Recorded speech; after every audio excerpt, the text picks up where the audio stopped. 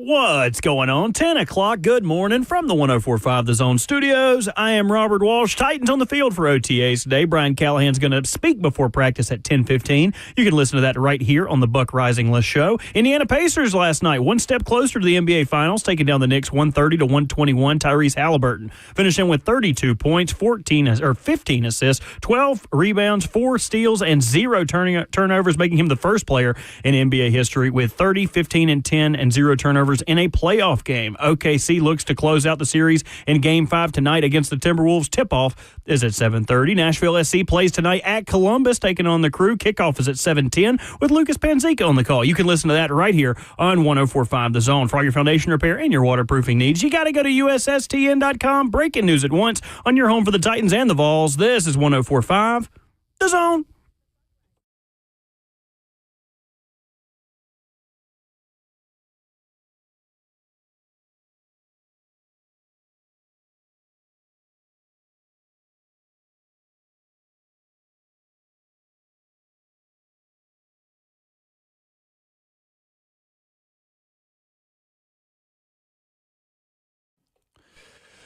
Good morning. Welcome into 104.5 The Zone. Glad to be with you until 1 o'clock. I'm Lucas Panzica with Robert Walsh, the Buck Rising Less show. I like the way that sounds. Buck is scurrying around at Ascension St. Thomas Sports Park as Titans OTAs really started yesterday in earnest, but media availability is today, so we will hear from Buck at some point later in the show. He cannot necessarily report on what he's seeing. We'll do more of that tomorrow, but we will react to Brian Callahan's press conference, which is coming up at 10:15. We will carry that live for you. So much to discuss on this Wednesday here in late May. But I guess Buck just doesn't really want to come to work anymore. Seems that way. And we caught wind that Brent Doherty, who did a great job this morning with Ramon, is still going to do his show in 3HL. Great teammate award goes to Brent Doherty this That's week. right. So, but not surprising to anybody. Buck, a coward and a bad teammate. But we'll talk to him later on in the show. And spineless. Don't forget spineless. What else? What else? He doesn't smell as good as you would think he would. He kind of just smells neutral, like a wet dog. Ooh, that's not neutral. That's just a wet dog smelling like a wet dog. That isn't, it's an off-putting smell, but it's endearing because it's a wet dog. A human smelling like a wet dog is a totally different thing. Well, speaking of unpleasant sounds, usually I'm the one who's back here farting everybody out of the studio. When I walked in, Jayhawk goes, "You walked in at the wrong time." This dude has the nicest smelling farts. Look at him proudly smiling behind you in that dark room back there. Dude, this was the most pleasant fart I've ever smelled in my life. I was like, dude, you could stay in here and do that all day if you want to. That did not bother me. So that's how we open the show. Farts in the control room and Buck being lazy. Titans OTAs, though, are picking up. And look, they're not wearing pads, right? Nothing is definitive. The Titans aren't going to have any high-profile holdouts because, to be honest, the Titans don't have, at this point, a high-profile enough player to hold out of camp with a contract or looking for a contract that would put him in that category. Some other NFL teams are dealing with that sort of thing, which we will hit on later in the show with some NFL headlines. But just a chance for those guys to get on the field and compete. A chance for Cam Ward to get on the field with the offense, right? They've been through phase 2 of the offseason. This is officially the start of phase 3. Minicamp will be kind of next in line, but this is their first chance to get some 11-on-11 work, even if they're not wearing pads, and we understand what that means. They're just on the field getting organized after a period of quite literally just trying to get to know one another, totally revamping the offseason program in a way that brings this team together in a way that they very clearly were not, in a way that hopefully manufactures some leadership in a way that they certainly didn't last year, as Brian Callahan made all of those changes. But we've gone through all that. We've talked about all the intangibles and the cliches that the Titans are trying to hammer down this year. And by the way, I say that, I don't mean to sound like I'm dismissing those things. Those things are incredibly important. But just by nature, leadership and culture sound like cliches, right? It doesn't mean they're not important. And the Titans have placed a great deal of importance because of just how much they lacked it last year. And now they try to take it to the field in some form or fashion. So what are we looking for with Titans OTAs? Media will be out there with practice starting up following the Brian Callahan press conference. Obviously, all eyes will be on Cam Ward, connections that he has with certain receivers, J.C. Latham with his physical transformation that Brian Callahan told us all about the other week. But What are you most interested in? 615-737-1045 is how you jump in throughout the course of the show. 1045 The Zone TV is up and running on YouTube, Facebook, Twitter, and Twitch. You can jump in on the F&M Bank chat. One thing I'm most interested in learning, did you see this little update from Jim Wyatt today? Yes, do tell. Femi Oladejo is changing his number to number 7. That's a little shocking to me. He got his pick of the litter, assumably. I wonder if someone had 7 when he initially got, I believe it was 53, and then he said, nah, hell with that. I'm going to go to 7. Or what? How many pass rushers do you know that have worn 7? I did a tiny little bit of research because you and I were talking about this before the show, and the only one in recent memory that I can come up with is Hassan Reddick, who, by the way, is not showing up to Bucks OTAs to the shock of nobody. What was the quote that you sent in from Todd Bowles at Bucks OTAs? Do you have it in front of you? I can pull it up, though. It was funny. He said, where is this?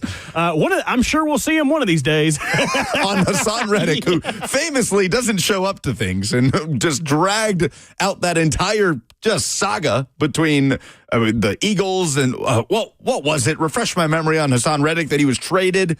Right? Was he traded to the Jets? He was traded from the Eagles to the Jets. Right. Didn't want to show up to the Jets because they didn't want to pay him a new contract. Racked up hundreds of thousands in fines. Right. And then he showed up, and didn't they trade him at the track? Man, I feel like last season was so far away. Hassan Reddick, one of those players that has certainly overstepped his bounds and I believe switched agents in the middle of that process. So that was very funny to see that quote from Todd Bowles. I'm sure one of these days we'll see him. I don't know, Todd. I don't know. Recent history would tell you that you probably won't. He ended up playing in 10 games for the Jets, which seems like a lot until you look at his stats where he had 14 tackles and 1 sack. 1 year removed from an 11-sack season, 2 years removed from a 16-sack season. Okay. Well, he is on a 1-year deal with the Bucks worth $14 million.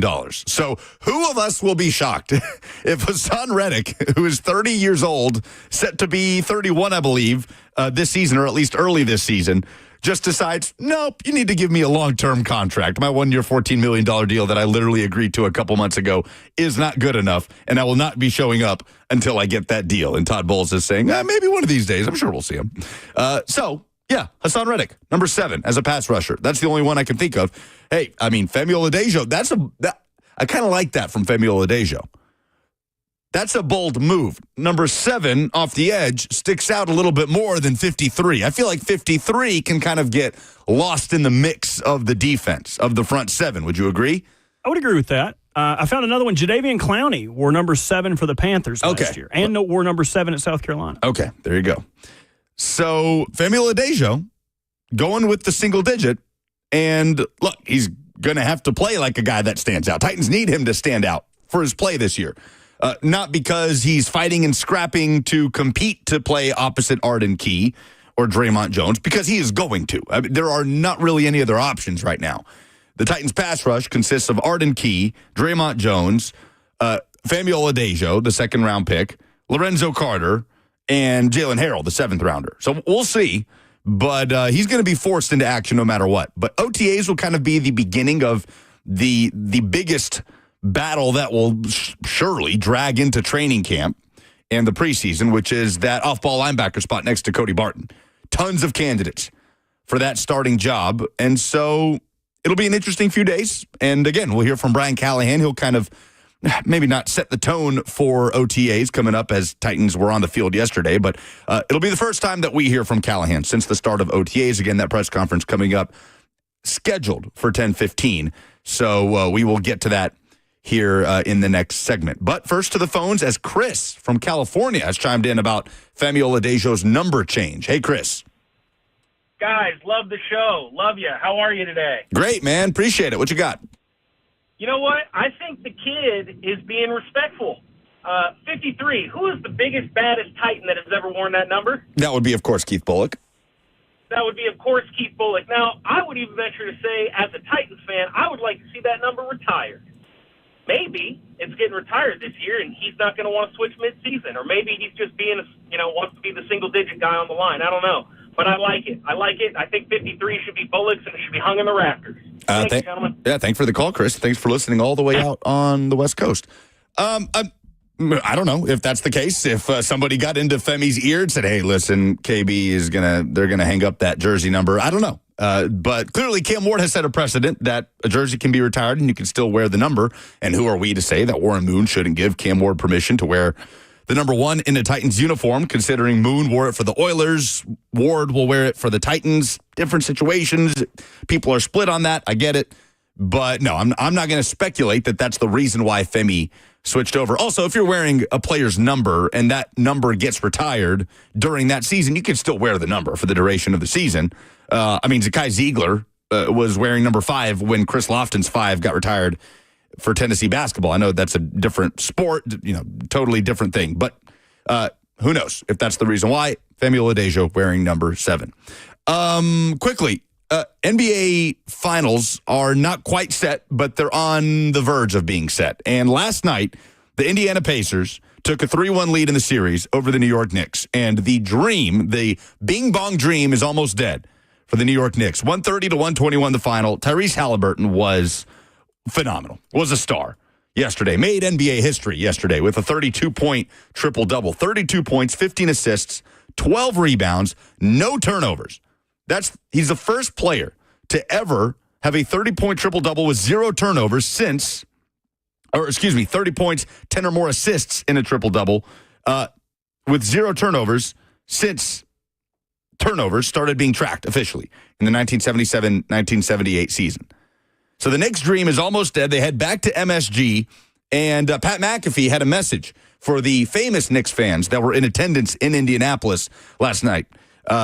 So maybe we'll hear from Pat McAfee as he was trying to send Ben Stiller and Timothy Chalamet back to MSG. It's funny seeing those Hollywood megastars courtside in Indianapolis, Indiana for that game. But now all 4 series between the NBA and Stanley Cup playoffs are sitting at 3-1. It feels like we're ready for a Stanley Cup Finals rematch between Oilers and Panthers. They each have a 3-1 lead in their respective series. And we're right there on the verge of an Oklahoma City Thunder versus Indiana Pacers matchup for the NBA Finals. This was Pat McAfee on the Jumbotron at Gainbridge Fieldhouse during the Pacers-Knicks game last night.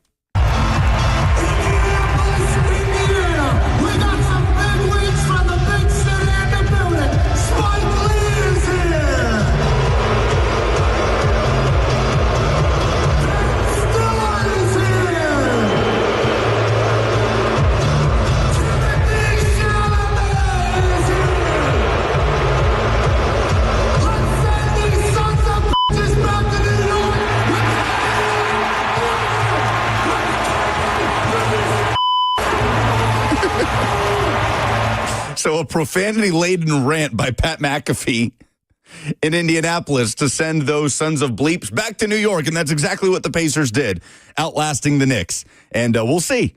We'll see if New York has it in them to make this a series. I hope one of these series turns into a series. It's been such a fun postseason, NBA and NHL, and I hope that we don't just come to this sputtering, every series ends in 5 games to set up finals matchups. We don't have time for this right now, but man, I'm over Pat. You're done? I have Pat McAfee fatigue. I'm sure he's a nice guy. He does a great job, but it's just like on WWE, on College Game Day, at the Pacers game, on ESPN every day. I'm over it. I'm over the shtick. Like, I'm ready for the advancement of Pat McAfee to go to whatever the hell is next for him. You just don't think he's evolved in that sort of pro wrestling persona. It's just the same stuff. Like, the downtown. Mm-hmm. Like, all of them. I'm just over it, man. Maybe I'm getting old. Maybe I'm just old as hell. But he is just annoying to me at this point. But that's okay.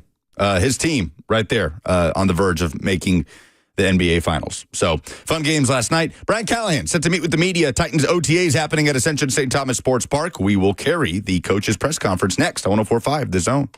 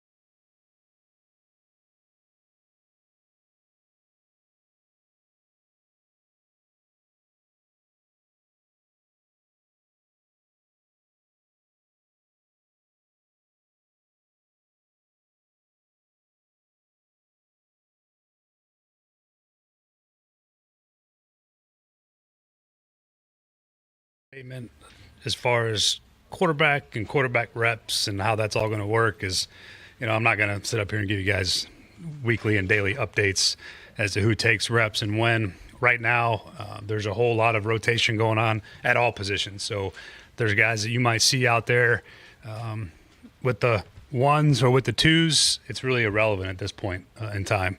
All guys are rotating. They're all going through the process. There is no ones, twos, starters, not. All that stuff is what you see is going to be a rotation, and whatever you see today might be different tomorrow. So I wouldn't read too much into who goes when and why at this point. It's sort of irrelevant to our process. There's a plan in place for all the quarterbacks. So just so we don't have to do this every day, I'll save you guys the questioning and just understand that there's a time and a place for the guys to rotate, and that'll be what it is. And whoever's first or second or third doesn't really matter at this point. We're still teaching and getting ready to go compete in training camp. So with that, I'll let you guys go ahead. Were you guys expecting to get Trevor back this early? I wouldn't say he's back. I know he's participating in a limited fashion in some of the individual drills. That's part of his rehab process. He's in a good place. He's on schedule, and it's one of those things that you think about it like, oh, he's out there at practice and training camp, but really it's, training camp's not that far away. His rehab's going according to plan, but he will be involved in a limited basis in the early portions of practice, working on some of his rehab progression, which cutting and running and all those things are a part of it. He is not actually participating in practice at this moment. So happy with where he's at, excited. His progress has been really good, but he's not necessarily fully back at practice yet. Do you guys feel like you're better on the edge right now than you were at the end of last season? There's been, obviously, Harold's gone, and you added some players too. Where do you I feel good about the players we added. I think the dimensions of the outside linebacker position, I think we're bigger and stouter and stronger at the spot, just body type-wise. I think that's by design as well. We'll see if we're better than we were a year ago. But I do like the players we've added. I'm excited about what they could bring for us. We're definitely at the edges a more physical looking group from top to bottom. I think is really what the key part of that is depth wise too. They all fit the profile we're looking for. So as of right now, feel good about those guys, and we'll see if we're better or not. But I like what they brought. Bigger there a priority, or kind of what you were looking for specifically? Yeah, you're trying to set the edge of the defense. There's a physicality that comes with it, especially in the run game. Being able to dent the line of scrimmage, and then power rush on top of it. A lot of the sacks you see in this league are just guys that get in a tackle and walk them back into the quarterback, and those are parts of the rush game that we got to get better at. I think. Titans head coach Brian Callahan is meeting with the media during Titans OTAs. Practice set to begin after the press conference. We're going to go live to the presser, but quickly, it started while we were in a break, and he opened telling us that there's going to be a lot of rotation at all positions and that things aren't necessarily divided up in ones and twos at the moment. So essentially prefacing OTAs by telling us, don't get worked up over what quarterback is taking reps when. That's not how they're operating right now. They're rotating constantly. So with that said, we go live to Brian Callahan meeting with the media. I walk in here, and our players should too, the ones that were here, because we don't want to be in that position. We don't want to have the type of season we had last year. We're determined to make that look different.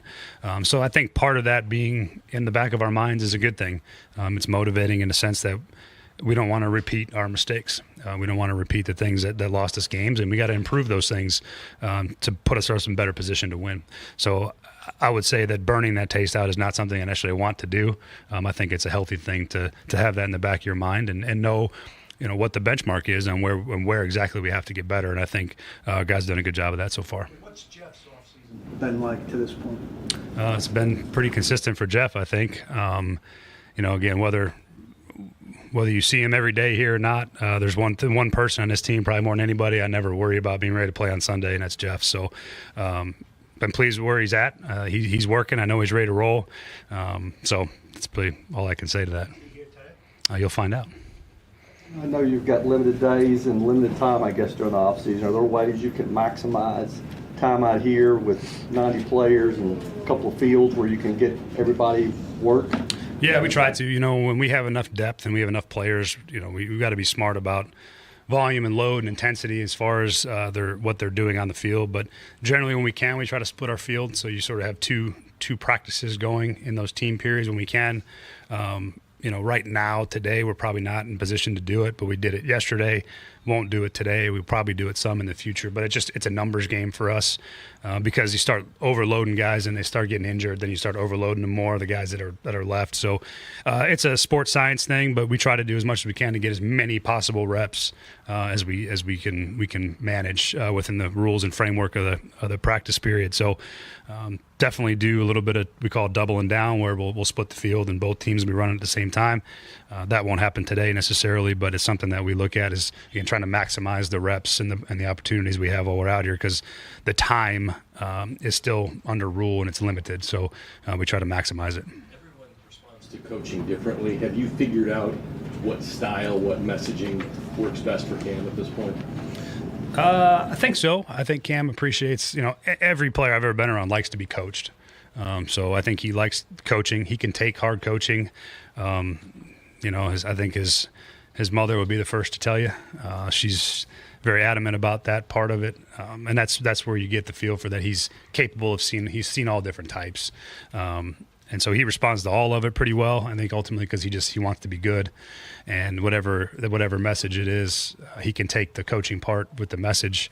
Generally speaking, you don't holler at quarterbacks the way that you do at some other positions, but there's a time and a place, and there's a lot of things he's learning right now about defensive structure, about what he can get away with the throws, with the timing. So it's sort of an everyday learning process for him, and it's been really good. But we coach him hard just like we coach everybody else. How much time did he spend under center at Miami, and he's got a lot more here now? More than you would think. He actually was under center enough where it's not a foreign thing. It's not like he spent his entire career in a shotgun like some of these guys do. So he had some exposure to it.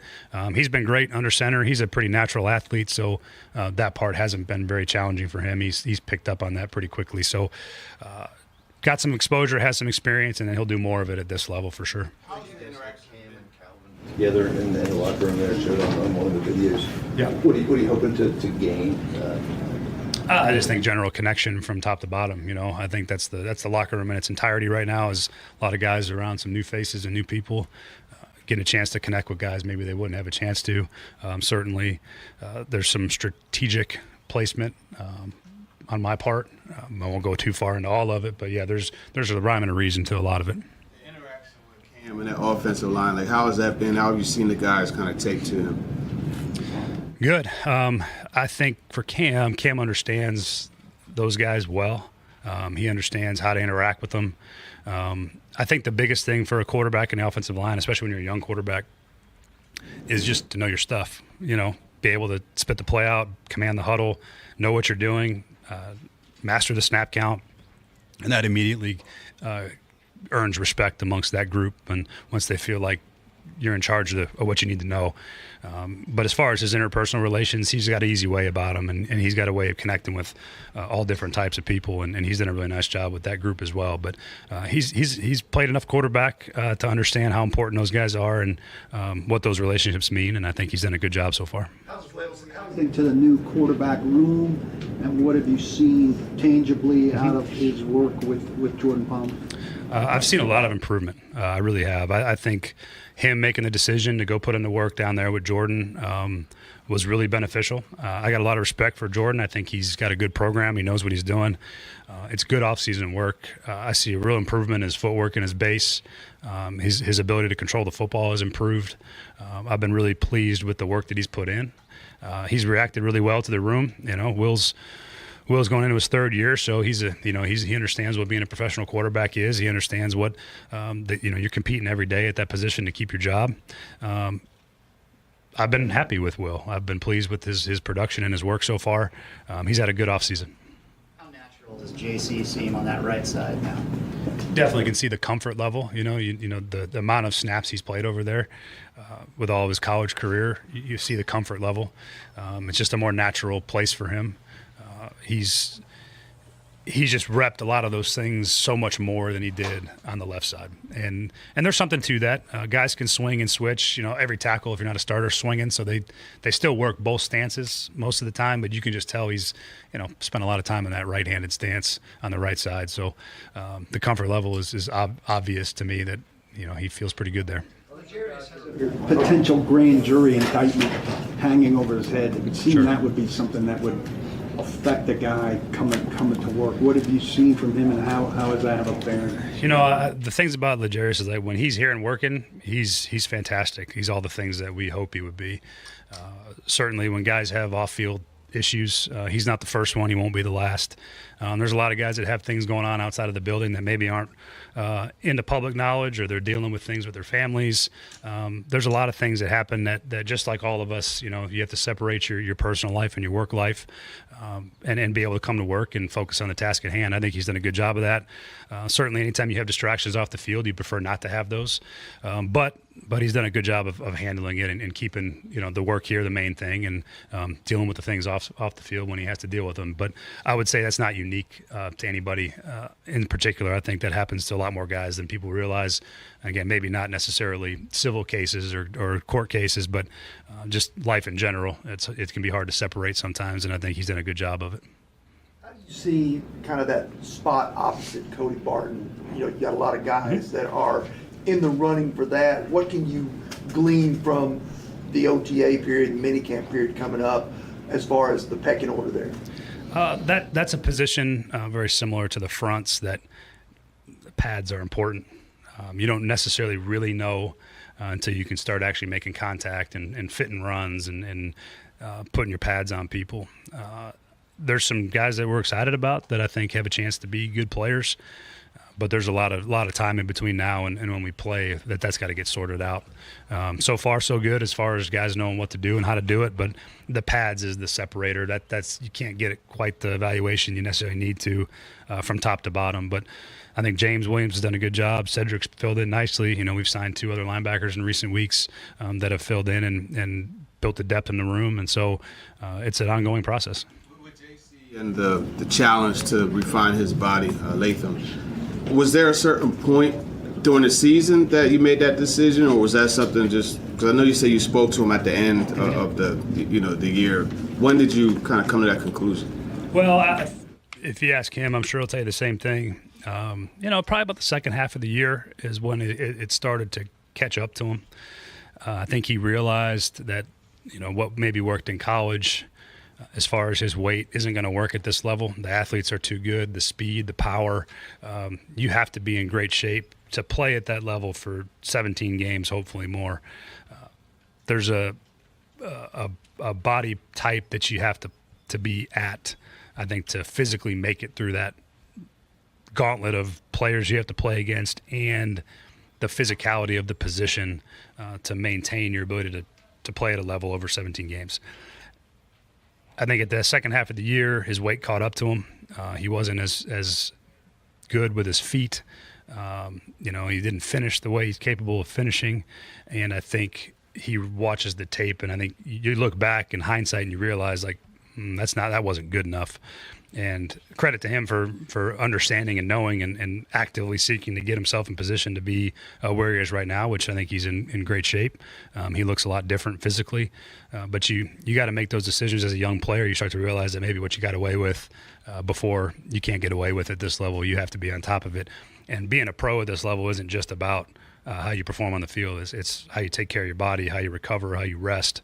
Those are probably equally as important as the performance part, and you have to have those to be able to perform. So he really recognized it, realized the where he had to get better, and he attacked it, and he's put himself in a good position. How much does a guy having a veteran like Zeitler right next to him, how much does that help ease that transition? Anytime you have a guy like Zeitler next to you, that's a huge bonus because he's played so much football at such a high level that he's going to be able to impart some wisdom on him. They can have conversations about his experiences, and anytime you have veteran players that can help you grow up or improve your game, I mean that's what those guys are here for. And most young players, you find the right veteran, they can really help them take the next jump, and that's a part of the process. But it's certainly great to have him next to JC as a young player. He should be thrilled to have that guy being able to communicate with them. You're still holding back, or guys who may be here that we might not see because they're rehabbing? As of right now, no. Outside of the ones we've already talked about. Still maybe Hillel and yeah, they're still working back. They're making progress. They'll be out moving around, but not in practice. That's the only one Those are the only guys I can think of. Nothing new, I should say, that I could alert you to. Same thing. He's here working. His process is coming along. He's out here doing some work. He's progressing in his running and his moving and his anchoring, which really is the biggest thing when you're talking about coming off an Achilles is, getting that strength and power back and feeling good about anchoring against 300-pound humans. So he's coming along. He's doing great. He's in really good shape too. And he's out here moving and doing some stuff, but he's not involved in the actual drill work. You've seen him against air. You start to get some of the answers as to what you've got physically now that they can go against the defense. Yeah, this is the start of that for them, and it's easy on air. As the old Mike Tyson adage goes, everyone's got a plan until they get punched in the mouth, and you get a chance to see these guys compete a little bit. Now having to recognize coverage, see it in real time, react versus technique, show their strength at the top of the route, their ability to separate, understand and recognize leverage. There's a whole bunch of things that now get thrown at them. That's really good. And you see how quickly they can pick up on it, how quickly they can adjust to the speed and the tempo. This is a really important time of year for those guys to get adapted. So when it's time to go compete with pads on, they're ready to do it. Anything that has intrigued you or impressed you about John Fossil so far, just about whether it's tactics or style, approach, anything? He's got such incredible energy. You guys will probably see him today a little more on the field, but he's the most positive, high energy, infectious personality I've been around in a long time. He's fantastic. He keeps it simple. He lets guys play fast. He does a really, really nice job connecting with the team as a special teams coach. I'm thrilled to have him. I've been really impressed with his work on the grass too. The guy's just a fantastic football coach. Like getting to know Cam during the draft process and everything. How much did you have a lot of interaction with his dad, Calvin? And if so, what was that like? I would say enough. Enough. I mean, we spent plenty of time with them. It was great. They're really down to earth, blue collar people. His dad, first time I met him, he rides an hour to work at the power plant that he works at every day. And you can tell that's how they raised Cam. They're really, really impressive people. They're really good people. But I've enjoyed every interaction I've had with both of his parents. You can tell why Cam is the way he is based on your interaction with his family. And I can't say enough good things about my interactions with them and the type of people they are. To the camps and things, sometimes 3 hours, sometimes 5 hours, like that dedication. What do you think of the dedication he had to load up the car, put Cam in there, and go there? Yeah, I think that's an impressive dedication to helping his son. I think all of us that are parents understand that feeling and how much you want to give back and put your kids in position to be successful. But I think, he also allowed him to fail a bit and learn, which I think was important. And I think that's his journey is kind of littered with that. The going no-star recruit. Didn't throw the ball a bunch in high school, but his journey I think is really unique and cool. But a lot of it comes from how he was raised, and he dealt with some of the shortcomings and his failures and the recognition. It didn't come until obviously late in his process, but. All the things you see from his parents trying to pour into him and give him all the opportunities to succeed, I think is admirable. And I think it obviously paid off for him. And, I think he'll be the first to tell you how much that means to him and how appreciative he is. And he understands what his parents sacrificed to allow him to be where he is today. Yep. Thank you. That is Titans head coach Brian Callahan. Meeting with Titans media during OTAs. Practice set to begin. Players will be meeting with media coming off the field at 12:45. I'm sure we'll hear more from that later on in the day on 104.5 The Zone, and, of course, tomorrow when Buck is back. So keep it locked in here. And quickly, before we react to what Brian Callahan had to say, let me remind you that 104.5 The Zone has teamed up with the Nashville Sounds for Winning Wednesday during the 2025 season. So sign up online or listen all day today for chances to win Sounds tickets, including on this show. Not now, but but later in the show, the cue to call, your opportunity to go to a Sounds game. For more info or to enter, visit 1045thezone.com/contests.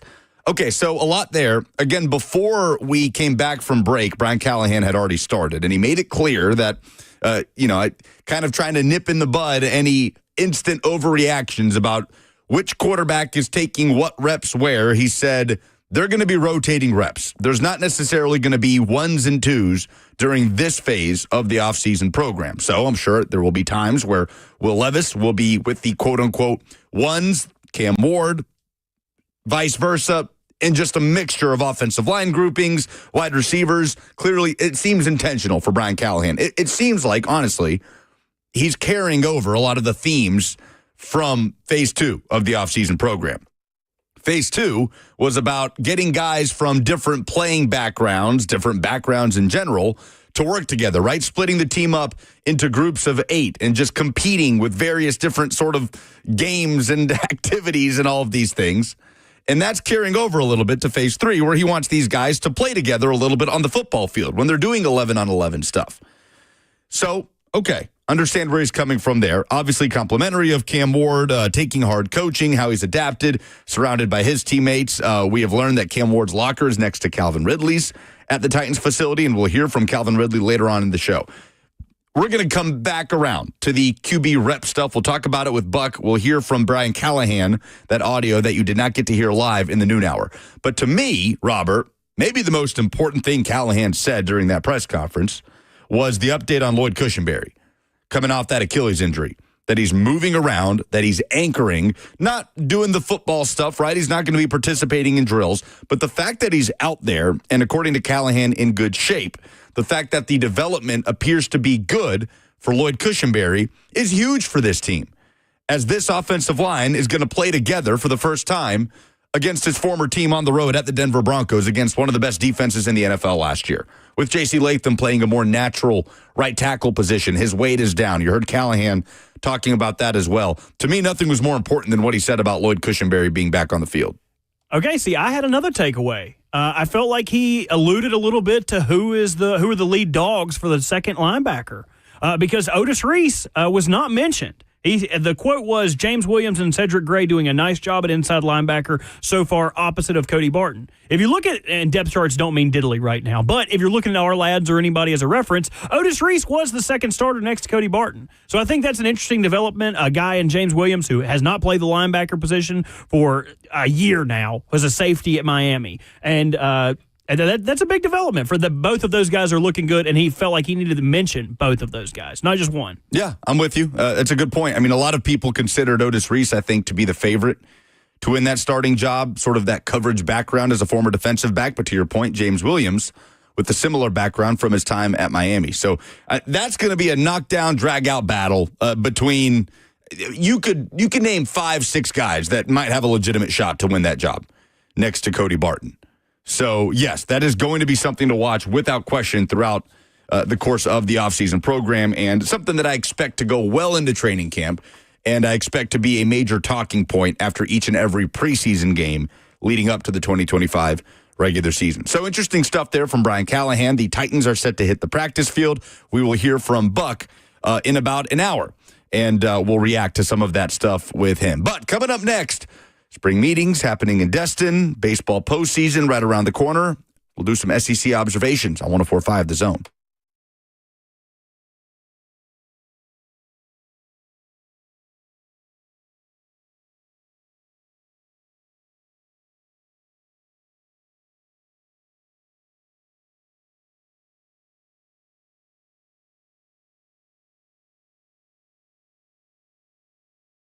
Hit the buzzer beater with your retirement goals. Call Trajan Wealth today, and they'll walk you through the process with their tailored wealth management solutions.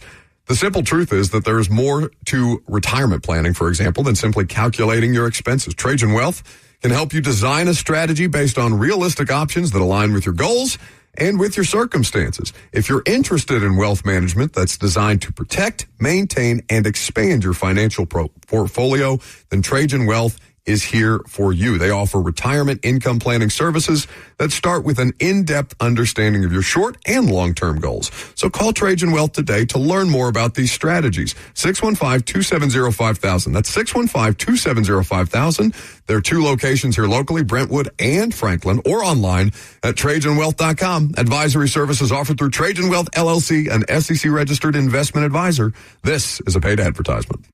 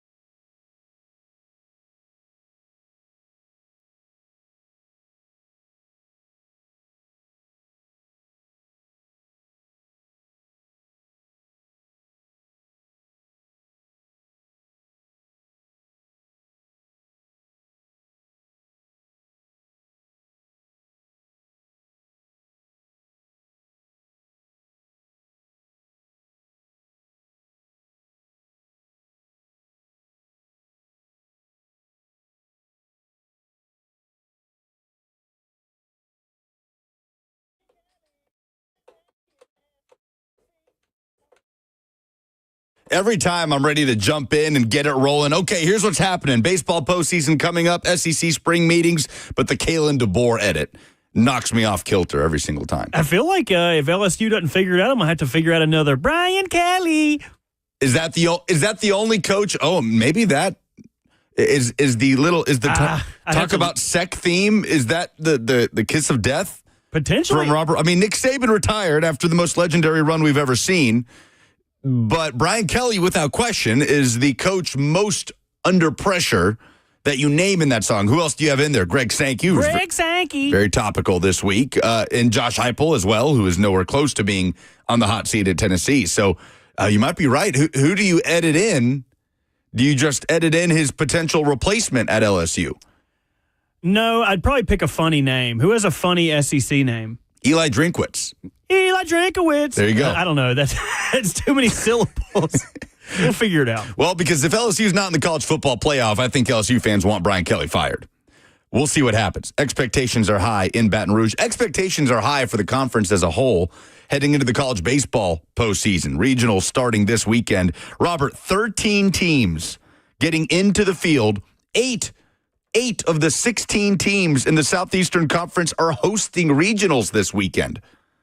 ACC Truth or Robert Walsh, do you know how many ACC teams are hosting a regional? 1. 3. 3. Yeah, that's what I meant. The SEC is looking for a 6th straight year with a College World Series champion.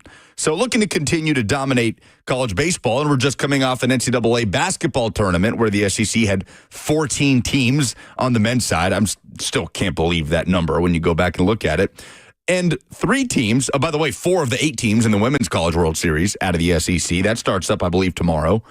But only 3 teams in the 12-team college football playoff from the SEC. So there is a bit of irony there that the SEC somehow has dominated baseball, basketball, and softball more than it did football in 2024. Football is kind of built to protect against that, though, right? Like, teams from the SEC can get in, but they can't get all of the top seeds that like they can in basketball and baseball. Not if Greg Sankey's got something to say about it. I missed it yesterday, but boy, was he angry. Yeah. He was so...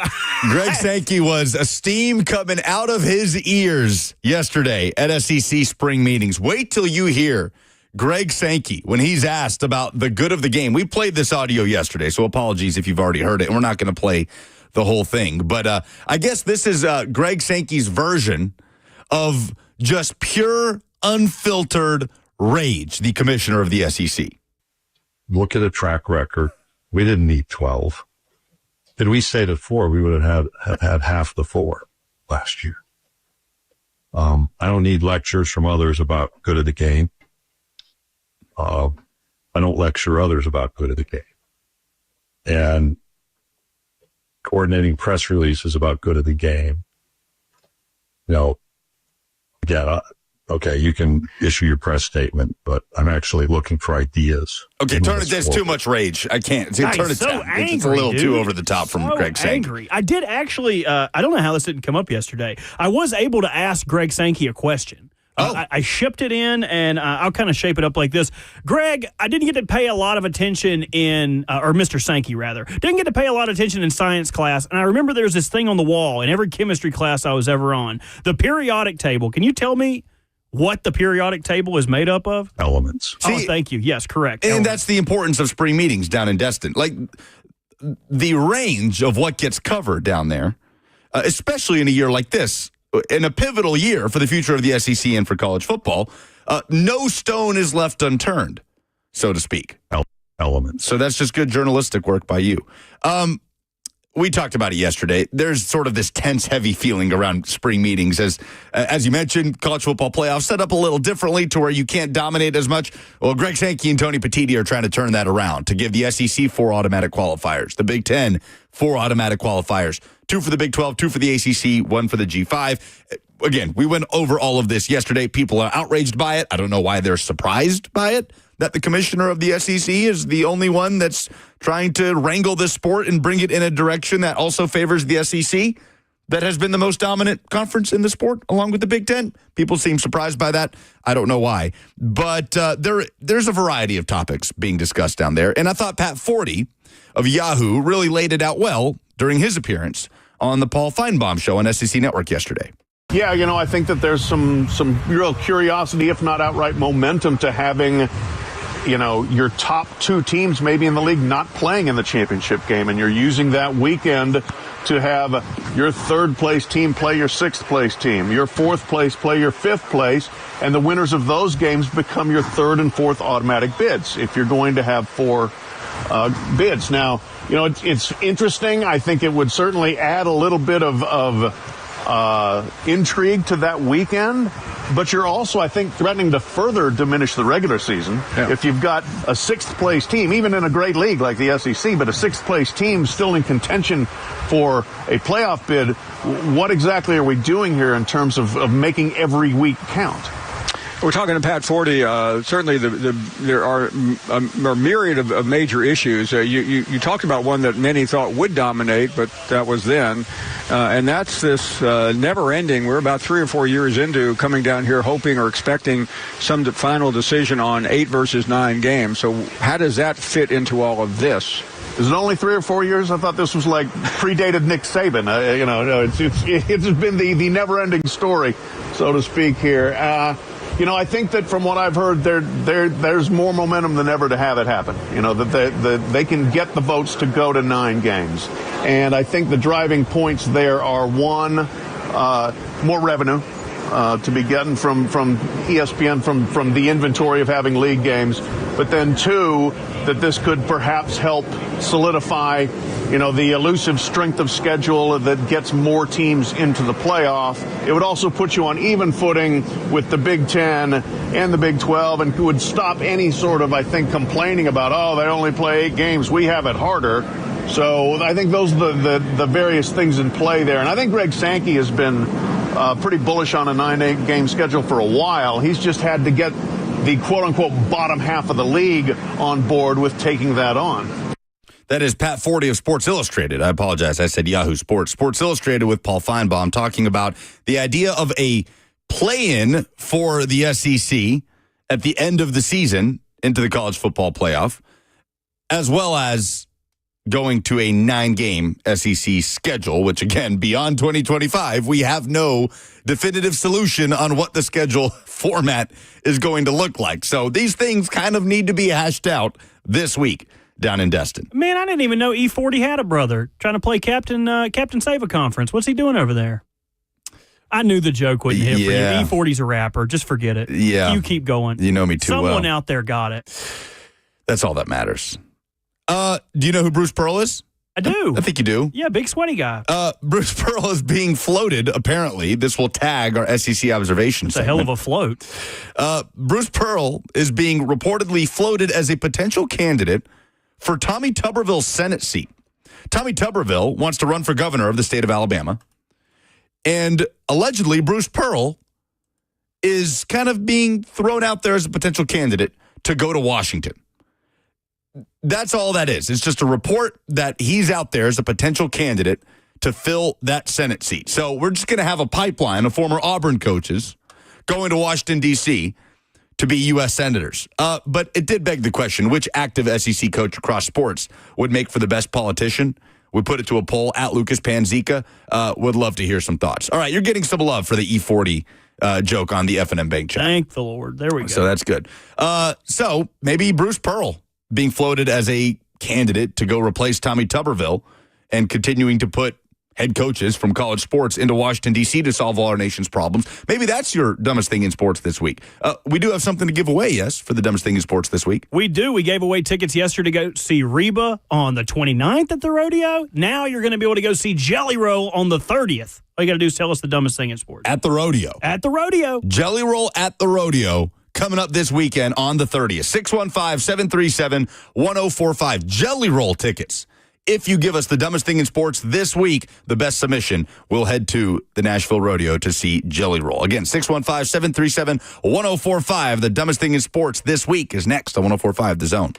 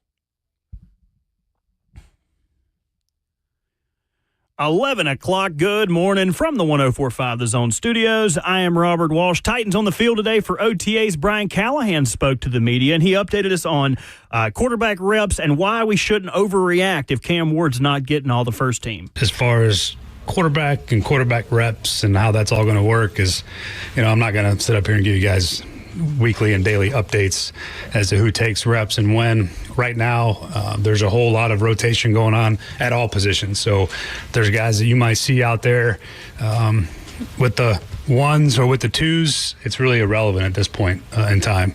Indiana Pacers one step closer to the NBA Finals, taking down the Knicks 130-121. Tyrese Halliburton finishing with 32 points, 15 assists, 12 rebounds, and 4 steals, making him the first player in NBA history to have 30, 15, and 10 with 0 turnovers in a playoff game. OKC looking to close their series out tonight in Game 5 against the Timberwolves. Tip-off is at 7:30. You got Nashville SC playing tonight at Columbus, taking on the Crew. Kickoff is at 7:10 with Lucas Panzica on the call. You can listen right here on 104.5 The Zone. For all your foundation repair and your waterproofing needs, you got to go to usstn.com. Breaking news at once on your home for the Titans and the Vols. This is 104.5 The Zone.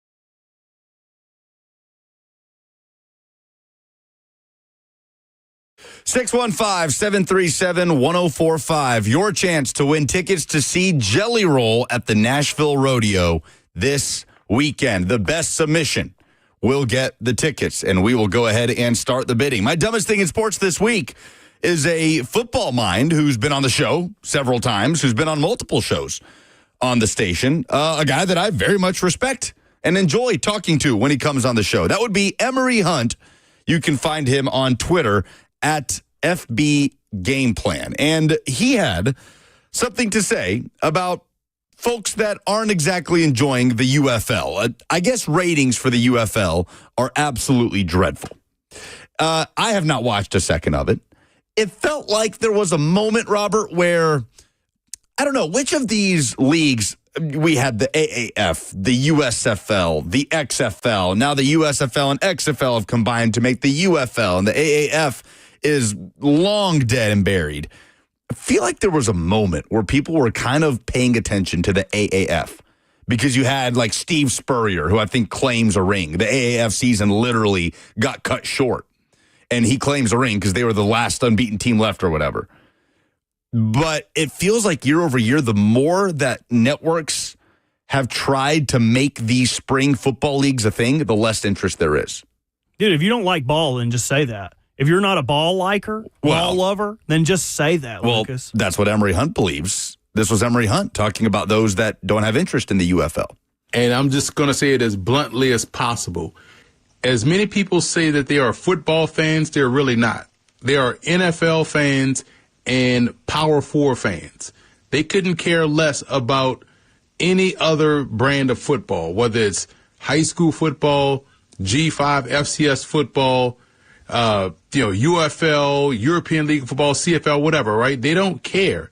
But they are more so NFL fans and Power 4 fans. And even in that Power 4, they're probably, Power 2 fans. So at the end of the day, when we say we love football, we genuinely love football. Emery Hunt. Now, I appreciate Emery because he champions G5 and FCS level football. He evaluates prospects coming out from that level of football into the NFL draft better than almost anybody. Again, he's a great follow on Twitter at FBallGamePlan. Go look at his work. But this is a crazy thing to say, that people aren't football fans. They're just NFL and Power 4 fans. That'd be like saying you don't like basketball if you don't watch the G League religiously, right? You don't? It'd be like saying you don't like baseball if you don't watch Double-A baseball, or if you're not watching every Scranton Rail Riders game, every Rocket City Trash Pandas matchup, you are not a real baseball lover. This is a crazy thing to say from Emory Hunt. I appreciate where he's coming from, and I appreciate his perspective when it comes to evaluating those levels of football that other people just don't evaluate. But this is a wild thing to say. It's my dumbest thing in sports this week. Well, as for me in my house, we will be locked into the St. Louis Battlehawks and D.C. Defenders on the 30th. But that's just me. My dumbest thing in sports, I'm going to butcher all of this. I don't know how to say half of this stuff, but it is so stupid to me that people would sign up and willingly put their bodies through this. Are you familiar with the Gloucester cheese race? I've heard of it. Okay, so in England, they do this big cheese race. It's a tall hill. And when you're thinking hill, like, oh, that would be nice to sled down. No, this would be a nice hill to break your neck on. And this week was a pretty devastating week for injuries for this. If you haven't seen it, you need to look it up. All you got to look up is cheese race. Cheese race crash. Cheese race guy hurt. So the big thing of this is a men's league and a women's league. You're going to chase this wheel of cheese down the hill. The first one to catch the wheel of cheese or reach the bottom of the hill first wins this wheel of cheese. So I'm thinking Parmesan's high. They don't even let you buy a big wheel of it. If you try to pull one of them, like, oh, how much do you want, man? We ain't giving you the whole wheel. So I looked it up. A 9-pound wheel of this Gloucestershire cheese. How much do you think a 9-pound wheel of cheese would be worth? I bet it's worth, I don't know, $200? $129, and you can get it shipped to your house. You ain't got to run down a hill and break your neck. This week, dude, you need to go see it. I'm telling you, even if you're in your car, wait till a red light and search it or something. But this dude starts running, and like anybody else that's ever fell down a hill in their whole life, gets momentum, and this dude does a whole 360 flip in the air. But he doesn't land on his feet, or he doesn't land in a nice tuft of grass. He lands directly on the back of his neck and then ragdolls the rest of the way down the hill. If you're putting yourself through that, you deserve it, and I hope they at least give you a piece of that cheese. That's my dumbest thing in sports. I hope that guy's okay, but it looks kind of fun. I think it does not. It looks kind of fun. It does not look Did fun. you never go down a hill on a piece of cardboard as a kid, like a grass hill? Did you ever do that? We weren't so broke that we had to use a piece of cardboard. We used trash can lids or something. But yeah, but those were hills. This is a mountain. Go look at this thing. The elevation on it.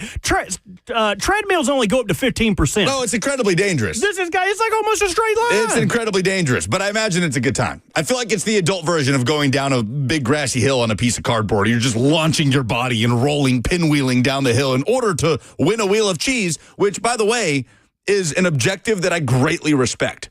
Why pay $129 for a wheel of cheese when you can put your body through the ringer, break a few bones, roll down a hill, and walk away with it for free?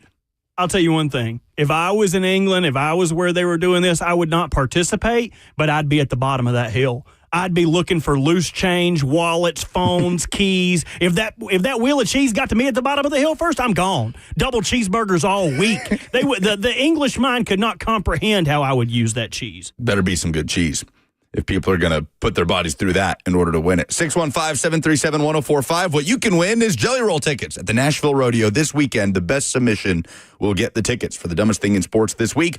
A reminder, you must stay on hold after you give your submission on the air. Otherwise, you will lose your chance. We'll start with John in Hendersonville. Go ahead, John.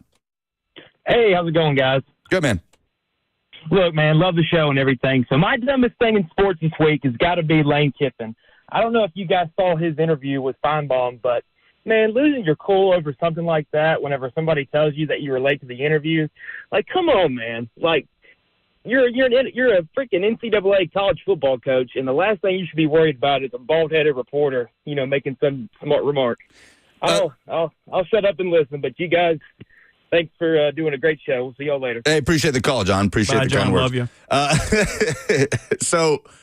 He's talking about Lane Kiffin's interview with Paul Feinbaum down at spring meetings in Destin, and maybe we play a portion of it later on. We don't really have time at the moment. But, John, I would say that Kiffin and Feinbaum have kind of this banter. If you perceive something to be Kiffin actually irritated, then go back and rewatch it, because the entire interview, they have a banter that it's kind of like if you're a Vols fan, John, between Kessling and Rick Barnes, that Rick Barnes constantly ripping on Bob Kessling, right? But that banter has been something that has, endeared them to Vols fans listening to the Vol Network. Feinbaum and Kiffin have a very similar back and forth there, where I actually think those two are very close and enjoy each other's company very much. So anything that you perceive to be Kiffin's irritation towards Feinbaum, I promise you, is just a fun back and forth between the two. The whole interview is good. I feel like Paul Feinbaum and Lane Kiffin should have a podcast at this point, the way that they take jabs at each other. Jordan in Nashville is next. Hey, Jordan. Hey, guys. My dumbest thing in sports is the Indy 500 was this past Sunday. It's a crown jewel race of all of auto racing. And race car driver Scott McLaughlin wrecked during the pace car laps before the race even started. And then he was, after the race, he said it was the worst moment of my life. Come on, man. You cannot do that in the most critical race of the year. Thanks for the call, Jordan. Did Jordan call in yesterday for Oh No with the same thing? Somebody did, I think. It's a great submission. During basically the formation lap, it's a tough way to go. It's a tough way to go out with the biggest spotlight of your career at the Indy 500. Nah, he just didn't want to do the race. He probably knew he was going to lose. To go home. It's like one of those high school, you knew a test was coming up. You're like, oh, my tummy hurt. I need to go home. It's what Buck's doing today. Good submission by Jordan. Trey in Lebanon is next. Hey, Trey. Hey, what's going on, guys?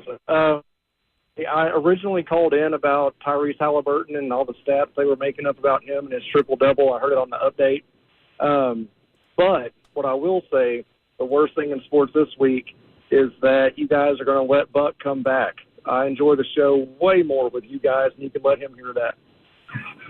Thank you, buddy. We'll clip that, and we'll play it for him multiple times tomorrow. Send it to him right now. Appreciate the call. Trey, doing a really nice job. He didn't even have a dumbest thing in sports submission. It was just that, I guess his dumbest thing in sports is that Buck is returning? His dumbest thing in sports previously was that they are making up stats for everybody now after every game with the Tyrese Halliburton triple-double. What do you mean making it, like just literally making stuff up? The way he described, no, not, they're making new stats, like new ramifications. Oh, okay. So it's like Tyrese Halliburton is the first Iowa State player to be 25 in the month of January to hit a three from the side of the court. Like, I kind of understand what he's saying, because it's like, oh, wow, that's so impressive. And it's like, wow, that is oddly specific. This very specific thing has never been done before. But, I mean, look, man, the guy had a 30-point triple-double with 15 assists and no turnovers. Like, yeah, but I understand what he's saying, because someone has probably had 30 points, 14 assists, and 10 rebounds. And we're just like, we're doing this to give him a new stat. So I understand what he's saying. I get what he's saying in principle, and he did a nice job getting into our good graces, too. So, Trey,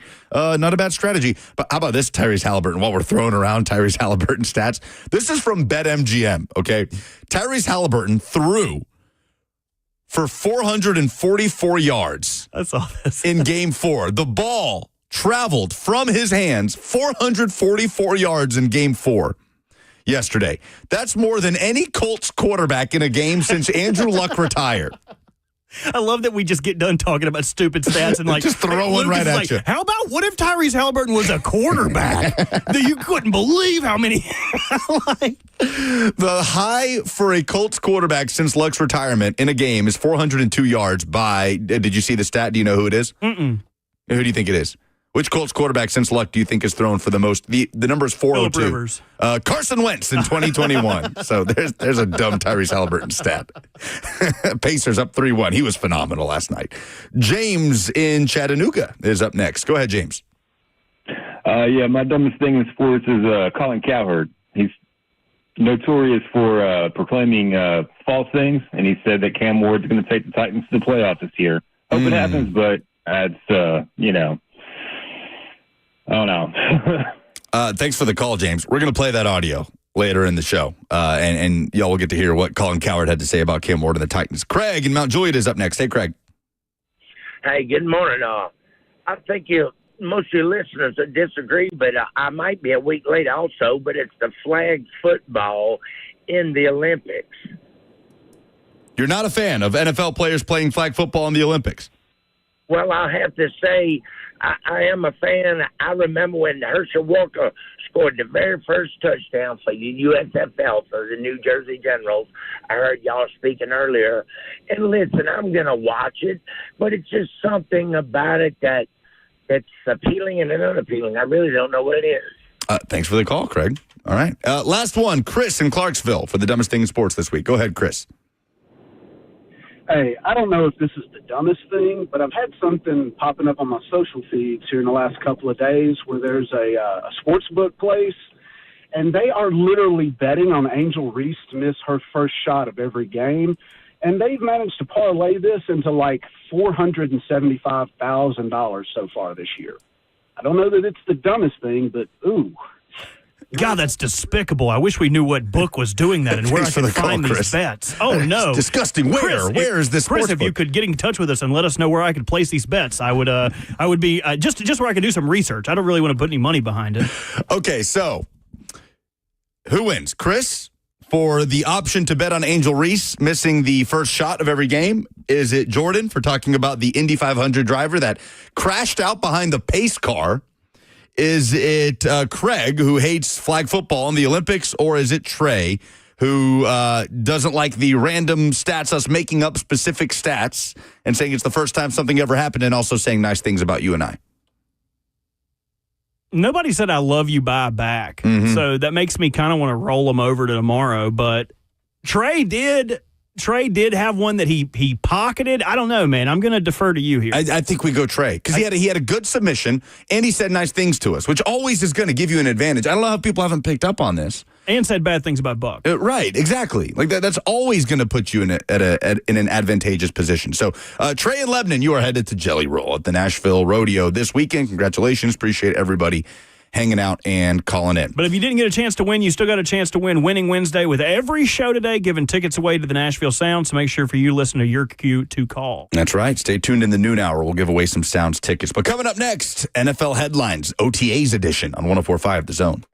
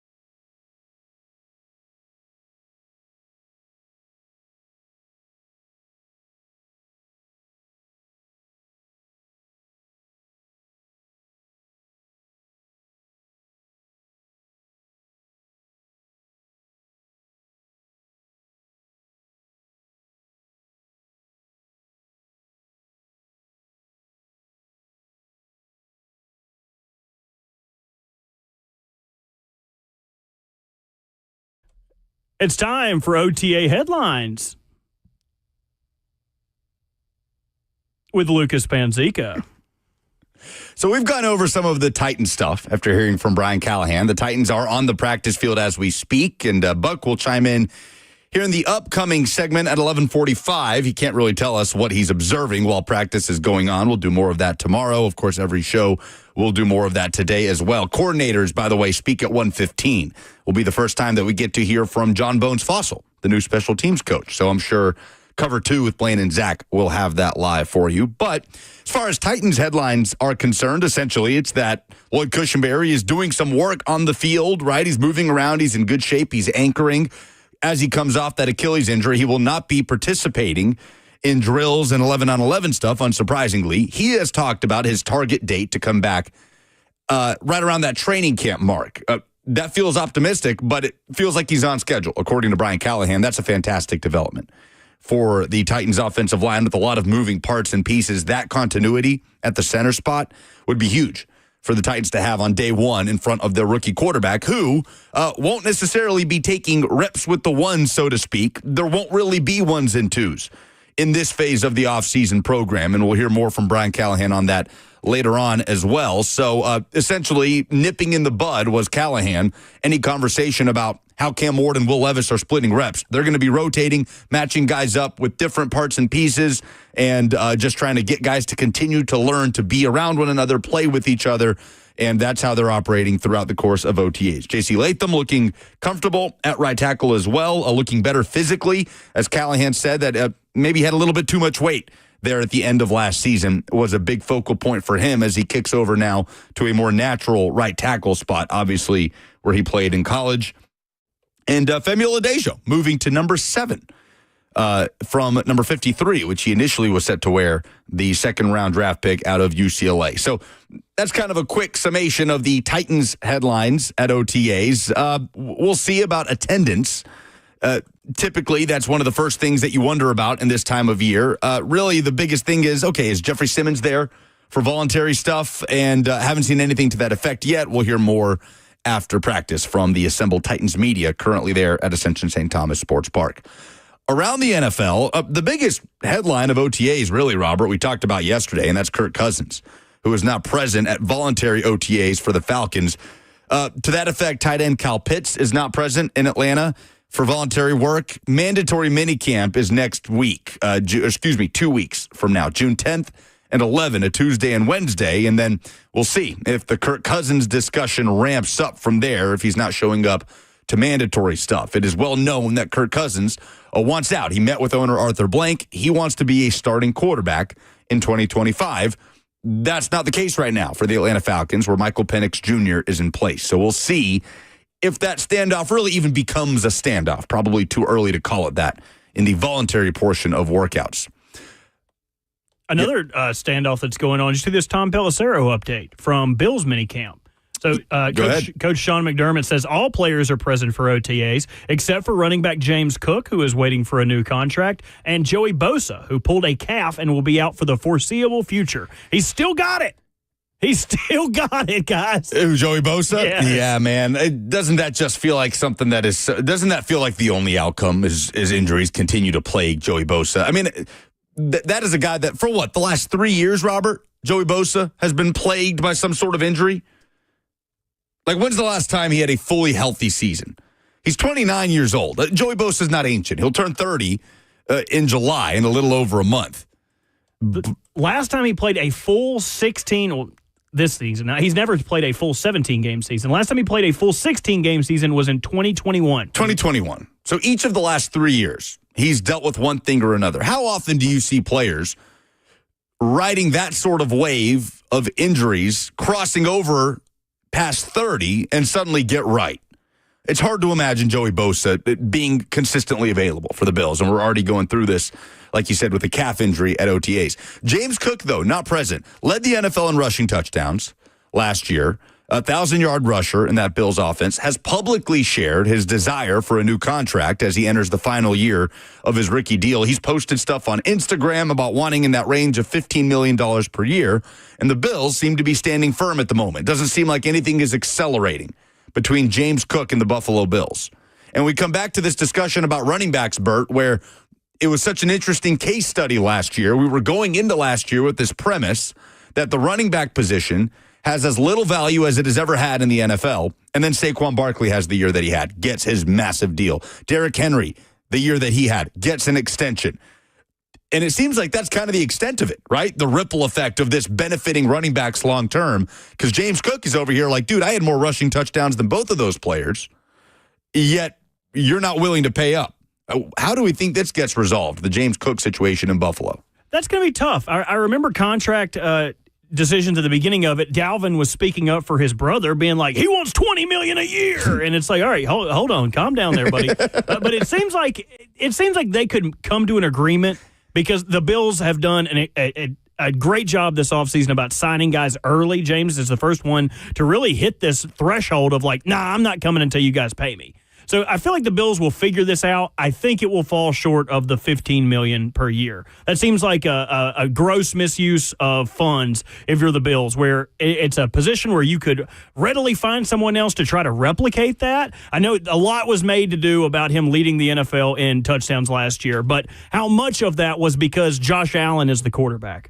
You know what I mean? Right. Like, so that's my big decision is weighing how much you value him inside that offense and how much of it you could replicate with another back. Yeah, I mean, the 16 touchdowns, that's what he has to hang his hat on. But he was a 1,000-yard rusher, just barely. 9 yards over 1,000, averaged just under 5 yards per carry. James Cook was a good player last year for the Buffalo Bills. Was he a $15 million a year player at the running back position in its current state of what that market looks like in the NFL?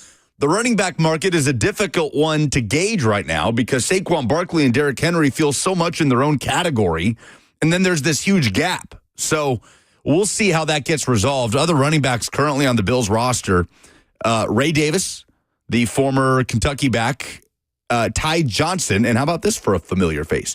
Darrington Evans, Titans legend, former draft pick out of Appalachian State that did nothing here in Tennessee. He is now a Buffalo Bill. And maybe we should note this. James Cook tied for the most touchdowns in the league last year with Derrick Henry and Jahmyr Gibbs. Everyone had 16 rushing. Thank you. Okay. Now, Jahmyr Gibbs, that's a guy that I'll be fascinated. $15 million a year, I'd sign him to that right now. Yeah, can't wait to see when that comes around, what that negotiation looks like with the Detroit Lions. And that's the other thing. James Cook, was more of a threat in 2023 catching the ball out of the backfield than he was last season, quite honestly. So we'll see how this gets resolved, but I don't know. It'd be surprising to see the Bills just totally go the route of, that's fine, we'll just draft another back. We'll reset. We believe enough in our offensive line and our quarterback that'll open things up in the run game. We don't need to pay you $15 million. That won't be surprising to see the Bills have that stance. Would it be surprising to see the Bills say, that's fine, just play out your rookie deal, we'll move on? Right? He's got 1 year left on his rookie contract. Right, that's the real caveat there. So players that he would be making more than the Bills on this year, there are only two players who are making more than $15 million on the Bills currently. Josh Allen and their left tackle Deion Dawkins. Dawson Knox is about $500,000 under 15. So he would be, if he was making 15 this year, he would be the third highest player on the Bills roster. Interesting. So we'll see. Again, mandatory minicamp typically is more of an indication on where these things will head.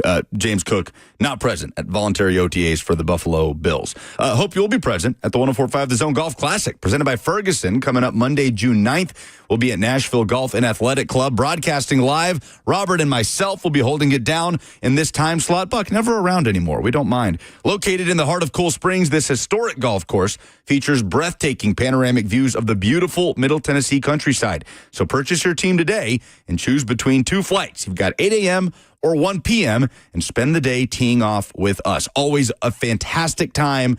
Always supports great causes, great food and drinks, great people to be around. So hope you'll be out there with us at the 104.5 The Zone Golf Classic. Teams are running out. So head to 1045thezone.com for more info or to purchase a team.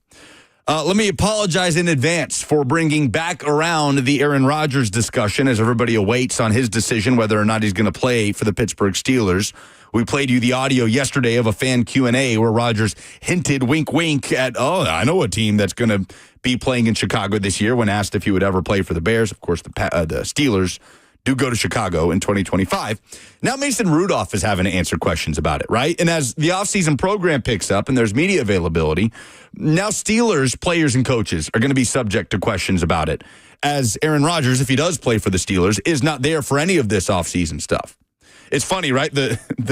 This dichotomy, the duality of man, Robert, as Brian Callahan is so desperately trying to get this team to get to know one another and be together and just find some sort of leadership and cohesion and chemistry that they didn't have last year.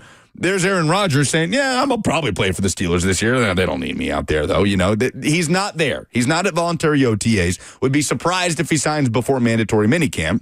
And now Mason Rudolph is answering questions about it, according, this is from ESPN, the Aaron Rodgers-sized elephant in the room. He says, quote, that's nothing new to me. There's been constant noise. That's the nature of the NFL. So I have been used to that for a long time now. I do nothing but be the best I can be and help our team get better this spring. Also said it's good to be wanted after the Steelers scooped him up quickly in free agency, where we heard that the Titans kind of tried to keep him around. Who was the running back that the Titans signed that he cried at his press conference? He said that, it's good to be wanted. Buck thought he would start over Derek when he got signed. well, Buck, I think, was back then wanted them to roll. You talking about Deion Lewis? Deion Lewis. Yes, the former Patriots. At his press conference, he was like, it's nice to be wanted. Yeah. Pittsburgh media is drinking the Kool-Aid a little too early. The Rodgers Kool-Aid? No. Oh. The Mason Rudolph Kool-Aid. Oh. Andrew Filipponi, who works for 93.7 The Fan up there in Pittsburgh, tweeted these two tweets just a day apart. The first one, Mason Rudolph looks smooth. I think he could be the next Sam Darnold or Geno Smith if given the chance. Okay, if that's your opinion, that's fine. Then today, a clip of Will Howard working out. Will Howard is the most hyped sixth-round rookie quarterback in NFL history. Tom Brady would like a word. And you can see why. This guy has game. We are already overreacting to practice videos of people. And in fact, Will Howard throws a duck in one of these, and the dude's like, looks impressive. Like, I get milking the cow. The guy's like, that's cow. called touch. Yeah. I understand milking the content cow, but come on, man. These guys are throwing against air. These guys, you watched Mason Rudolph play last year. Come on. Well, the Steelers' impression of Mason Rudolph is very different from the Titans' impression of Mason Rudolph. Unfortunately, this is kind of a consistent theme with the Titans, right? Where a guy like Jadeveon Clowney, almost every team that Clowney has played for feels very differently about Jadeveon Clowney than Titans fans do. And not that Clowney was some sort of world beater after those elite, that first stint in his career, that elite first stint with the Houston Texans, but he has provided something to the Baltimore Ravens. Like, you're a Ravens fan. He provided something to your team. He provided something for the Carolina Panthers. He brought absolutely nothing to the Tennessee Titans in the season that he was here. He produced so little that he was almost a detriment to the team for being here and going through the injury issues and not really seeming like he wanted to be here, even though we thought that the relationship with Vrabel was the enticing thing. So same but different with Mason Rudolph, right? Because I think Steeler fans have this different feeling about Mason Rudolph because they've won with Mason Rudolph before. He's held it down as a reliable backup before. Titans fans got just the 1 year where everything was terrible and the offense was in disarray and there's turnovers everywhere. So we'll see if Mason Rudolph ends up starting for the Pittsburgh Steelers. He's their option right now.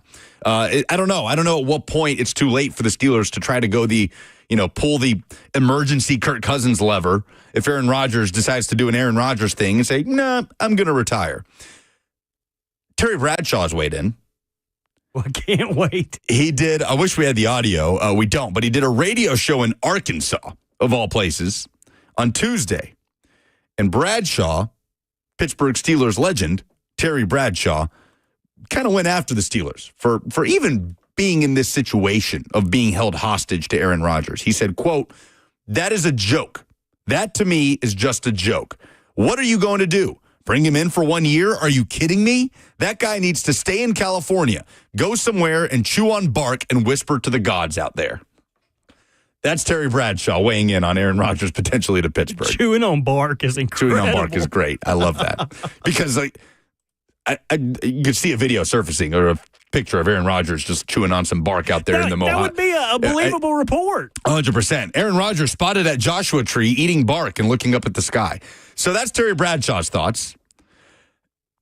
doesn't it feel like, and I've been on the train, that Aaron Rodgers, there's all the BS and he's a nightmare and a headache, but that stuff I think is taken away a little bit from the football part of it. I think he was a little bit better last year than people want to say. But now I am fully, this just feels like it's going to be an unmitigated disaster. As much as I think Mike Tomlin is the most well-equipped coach in the NFL to deal with a guy like Rodgers, it also feels like something that could just be the undoing of Mike Tomlin in Pittsburgh. 100%. And, like, the thing that I hate for them, like, and believe me, I dislike the Steelers. I am an AFC North hater. But when Aaron Rodgers doesn't want to come in, he's whether you like it or not, he is going to be a leader on your team. He is the quarterback. When he sits and drags his ass like this, like, what does it say to the team? What does it say to everybody else that's over there busting their ass, trying to be a great player for Mike T, trying to be a great player for the Steelers, and then Rodgers is going to waltz in there in August, having looked at the playbook for a week and been like, okay, let's roll it. You know he's not going to play in preseason. When is he going to have time? You have a month to get this chemistry together. Like I said, I love it. I can't wait to watch him crash and burn. But I feel bad for Mike T, and I feel bad for the Steelers players that care. 615-737-1045. Let's hear from Joe in Nashville up next. Hey, Joe. Hey, so to me, if anybody had listened to San Diego radio in, I think, 2003, they would have heard about this trashy quarterback. We got to get a new quarterback. And they got rid of Drew Brees in exchange for Phillip Rivers instead of maximizing the draft capital and, being able to build a team around Drew Brees. To me, this offseason with the Titans feels very, very, very similar. How so, Joe? Tell me if I'm wrong. Saying, Are you? Yeah, I'm saying Levis and Breeze basically got the same kind of criticism, and Breeze is going to go to the Hall of Fame. Thanks for the call, Joe. I was a kid with the Drew Brees, Phillip Rivers stuff. I'm not prepared to go down the path of Will Levis as Drew Brees in this situation and Cam Ward as Phillip Rivers. Maybe there are very fringe elements of those two situations and how they've played out that are slightly similar that you're bringing up, Joe. And maybe you just really like Will Levis, but you want to keep going down that road? You saw what you saw last year. We all did. You want to keep going down that road because you believe Will Levis will be Drew Brees. That is your prerogative. The Titans saw enough to say no. You know what? I don't think that he's wrong, though, because I was listening to San Diego radio in 2003, and they were saying a lot of the same stuff, man. A lot of the same stuff. Phillip Rivers didn't turn out too bad, by the way. But no, Joe, I don't think Will Levis. Maybe we're wrong. Maybe Will Levis will be Drew Brees. Yeah, I will say his first year of starting in San Diego, he threw 17 touchdowns, 16 interceptions. He did not lead the league in turnovers, but he had a pretty close ratio there. That's a good one. That's a new one from Joe. I like it. Buck is out of Titans practice at OTAs. We'll hear from Buck next on 104.5 The Zone.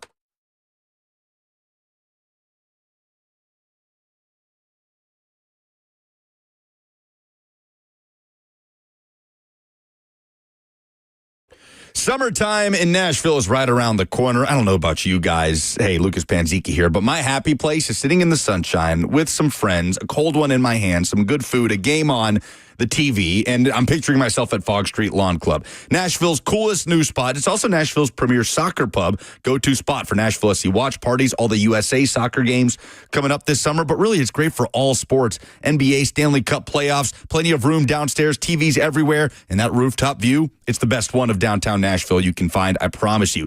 You'll never get bored. Play British-style lawn bowling up on that rooftop for free with any purchase from their great menu of British pub-style food and large drink selection. By the way, happy hour Monday through Thursday, 3 to 6 p.m. It's the experience of downtown Nashville with the great escape from the hustle and bustle. Can't wait to spend the summer there with their great summer concert series coming up as well. Fog Street Lawn Club for tickets, and I'll see you at Fog Street Lawn Club.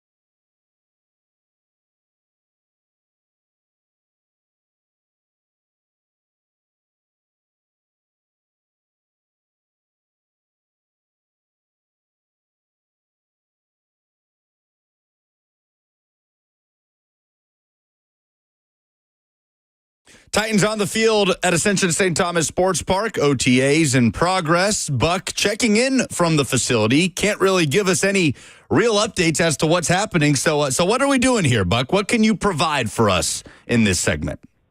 Oh, what can I provide for you? Well, how about Femi Oladejo switching from 53, made famous by Keith Bullock, to number 7? Jim Wyatt tweeted it. Next.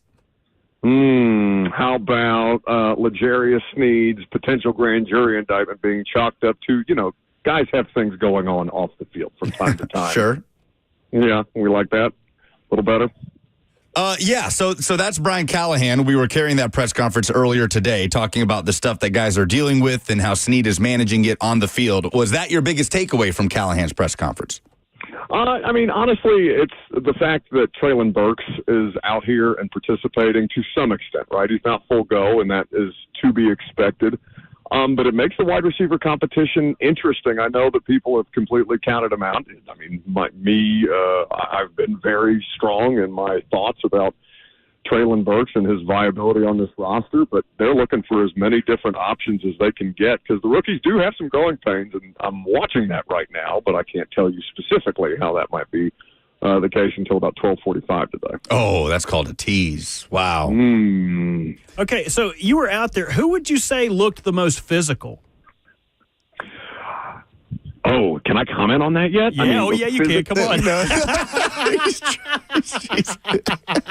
Man, is it that easy? Is it that easy to get you to violate the rules out at OTA? Okay, I'll ask a real one. Buck, who was out there kind of limping? Was anybody looking like they were hurt or anything? Anybody spending too much time next to the water cooler? I can give you that. I can give you Kevin Winston Jr. I can give you Khalil Mullings. I can give you, who else did we talk about earlier today? Lloyd Cushenberry not out here either. So there are some walking wounded, some not even present wounded. But again, I'll give you the attendance report in a little bit. Aren't you supposed to figure out what we're doing in this segment? So you are allowed to give attendance. That's not true. Okay. We're going to start breaking some rules here. I will say we just had a caller. Any plan for this segment whatsoever, other than to stare at each other and try and clearly you have nothing to offer here. We just had a caller compare the Cam Ward, Will Levis situation to Phillip Rivers and Drew Brees with the Chargers in the early 2000s. So things are going great over here.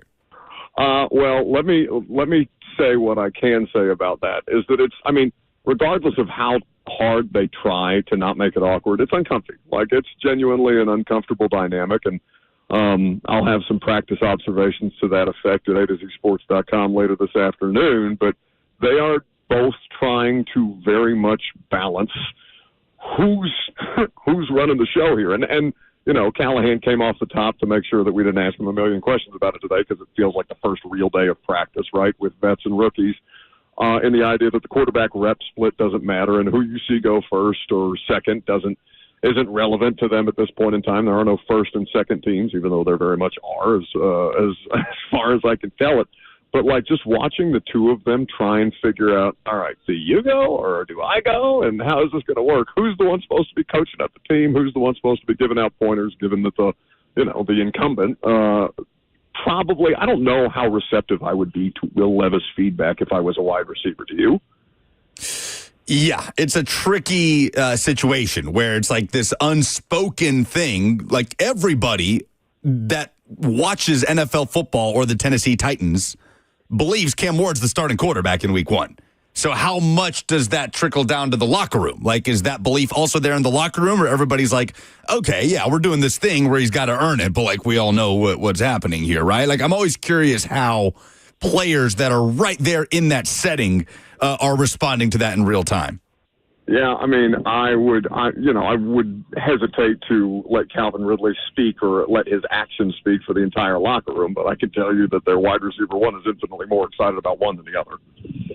Yes, and we're going to play that Calvin Ridley audio coming up in the noon hour. Bert? Buck Rising joining us, the show's namesake, graciously giving us some time today. Buck, You're welcome, by the way. I appreciate that. At the press conference, Brian Callahan noted James Williams and Cedric Gray doing a nice job at inside linebacker opposite Cody Barton. Big deal, no deal, little deal that Otis Reese was not mentioned in that cluster.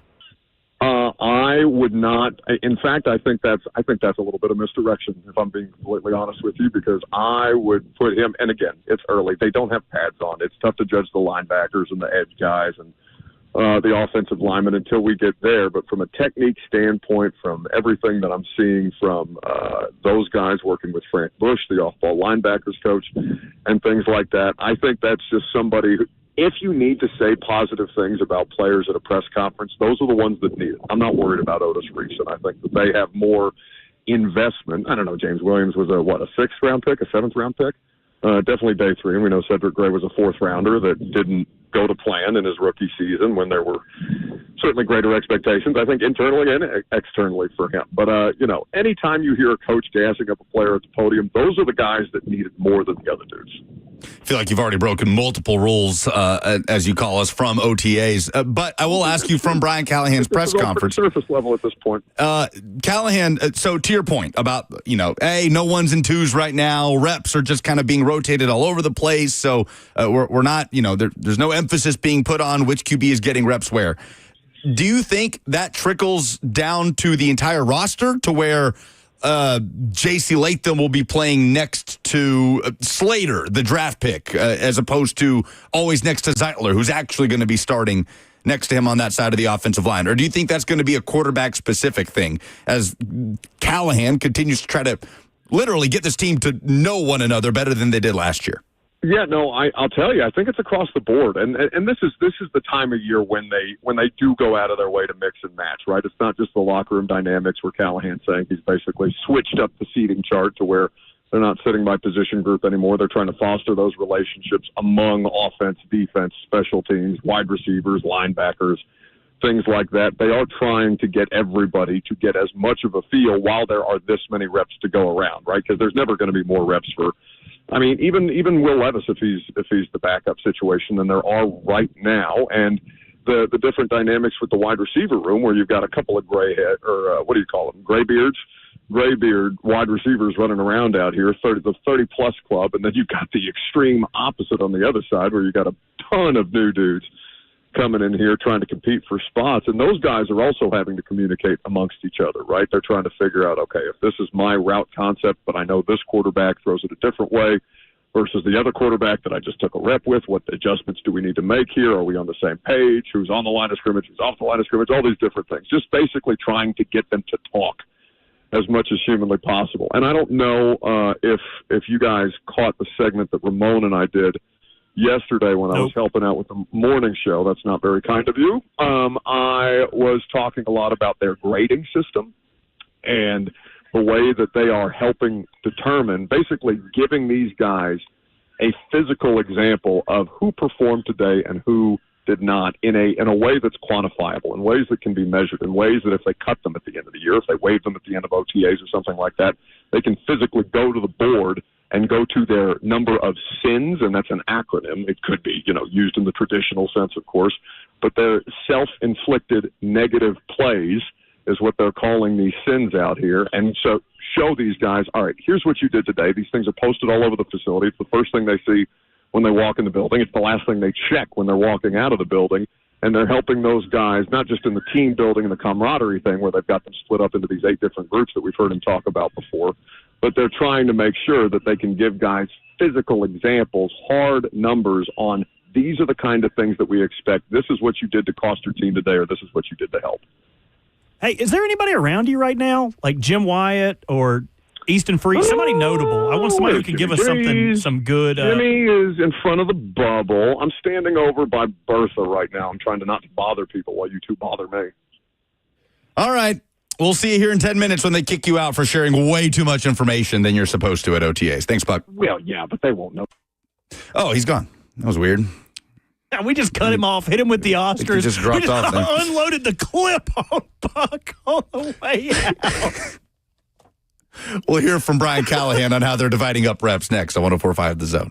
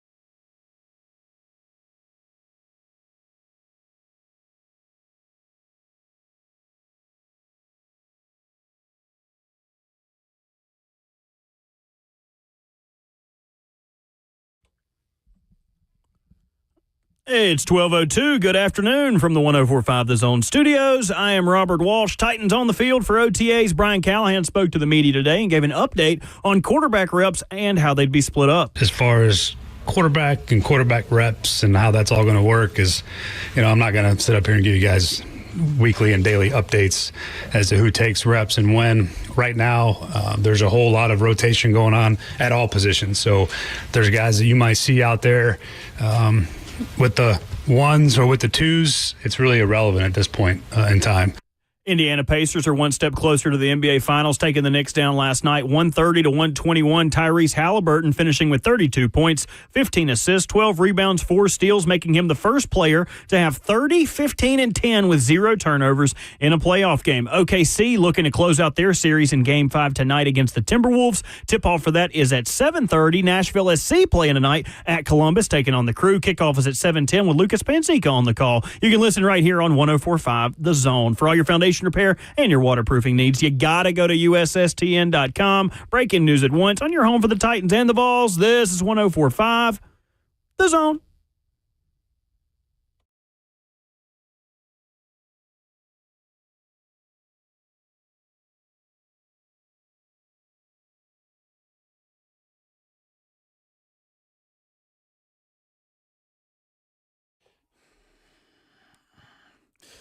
You heard from the Titans head coach, Brian Callahan. No ones versus twos at Titans OTAs. They're splitting up reps, and it sounds like that's going to be across the board, not just at the quarterback position. Welcome back. I'm Lucas Pansica. Buck out at practice, hopefully being reamed out right now for oversharing. We were kind of doing a bit with him. Like, oh, hey, tell us this. Oh, tell us who's out there, assuming that he'd be competent enough to know what to say. Very dangerous assumption by us, and I take full responsibility. But I don't know. I don't know if Buck crossed some lines there. I hope he did. I hope that this means he can't go to practice anymore and leave us here to do the show all by our lonesome. Right. And we'll still keep his name on the show, which, again, is why I enjoy his name being on the show. All the blame and the credit, but mostly all the blame. 615-737-1045 is how you jump in. So, reps being split up at Titans OTAs. Look, people at every turn are going to be checking in on, okay, is Cam Ward with the ones? How many reps with the ones is Cam Ward taking versus Will Levis at the ones? And I understand, in theory, what Brian Callahan is doing here. He probably wants to avoid that discourse overall and continue down that road of desperately trying to bring this team together with some sort of chemistry and leadership that they very clearly did not have last year. Otherwise, there would not be as much of an emphasis as there very clearly is from the Titans head coach on that. I guess the question is, Robert, and we've kind of talked about this already, if you're a Titans fan, at what point do you want to know that Cam Ward is your starting quarterback? Like, but at what point do you want to hear it from them? Where it's like, okay, I get it. I get what we're doing here, but just tell us he's the guy. Week 1. Oh, week 1. So everything else before that doesn't matter. They're going to practice. They're going to do it the way they want to do it, but they know it. We know it. He knows it. Everyone knows he's going to start week 1. Yeah. Unless he comes out in preseason and just looks disastrous, which I don't think anybody is projecting. By the way, I'm projecting some folks to win Sounds tickets. So stay tuned at the end of this segment. It is Winning Wednesday on 104.5 The Zone, who has partnered with the Sounds for Winning Wednesday during the 2025 season. So stay tuned at the end of this segment. Listen for the cue to call and your chance to win Sounds tickets for an upcoming game. Okay, so week 1. I'm with you. Nothing really matters in terms of what they're telling us until that point, but also I don't want reps going to waste. And if Cam Ward is going to be this team's starting quarterback, I want this team to be practicing like he is their starting quarterback. Right now, I'm fine with this approach, personally. Titans don't care what I think, nor should they, but I'm fine with this approach.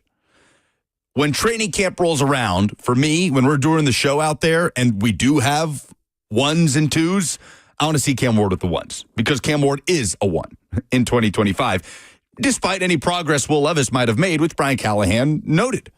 Going out to the West Coast, practicing with Jordan Palmer, the QB guru. He said Levis has made strides. He's done a great job. He's competing. But as you heard from Buck, maybe there's kind of this, not awkwardness, but tension in the locker room of, okay, well, we know who the starting quarterback is, but it's the NFL. It's a business. A lot of these guys have been around these type of situations before. I'd say that's little deal as opposed to big deal. And the other thing with Levis and making strides and improving and looking better at practice, if you're Brian Callahan, I imagine you have a hard time trusting that will translate, right? I mean, that was one of the biggest takeaways from Callahan's sit-down with Easton Freeze of A to Z Sports after the season, right? Talking about Will Levis, in that everything he was doing in the classroom and on the practice field, they liked where he was at. It felt like he was headed in the right direction. They felt really good about Will Levis. Callahan said this with Easton, and then the lights came on, and everything cratered. So I do wonder if you're to get Brian Callahan in a truthful moment, if there would be that hesitation. Well, Levis is making strides. He's looking a lot better, looking a lot more composed, but I don't know. We thought this last year, too. I also wonder in a moment of truth if he would say they knew it before the season started, because the moment a little bit of doubt started to creep in my mind was the joint camps with Seattle last year, where they did the 11-on-11 and they did the full run through. Levis's, I think, second pass of the period was an interception. And it's like, oh, they're finally playing someone, and they do not look good. Like, Seattle's defensive line was dominating them. Levis was panicking, taking the short stuff, and then still throwing an interception. I wonder if in a truthful moment, post 10 years from now and now, after all this has passed, if they would say, like, yeah, we started to get a little worried in training camp last year. JR on the F&M Bank chat says, what if Levis is better? You guys need to accept the possibility. I would accept the possibility that he is, I mean, looking better in training camp and throughout practice. Well, sure.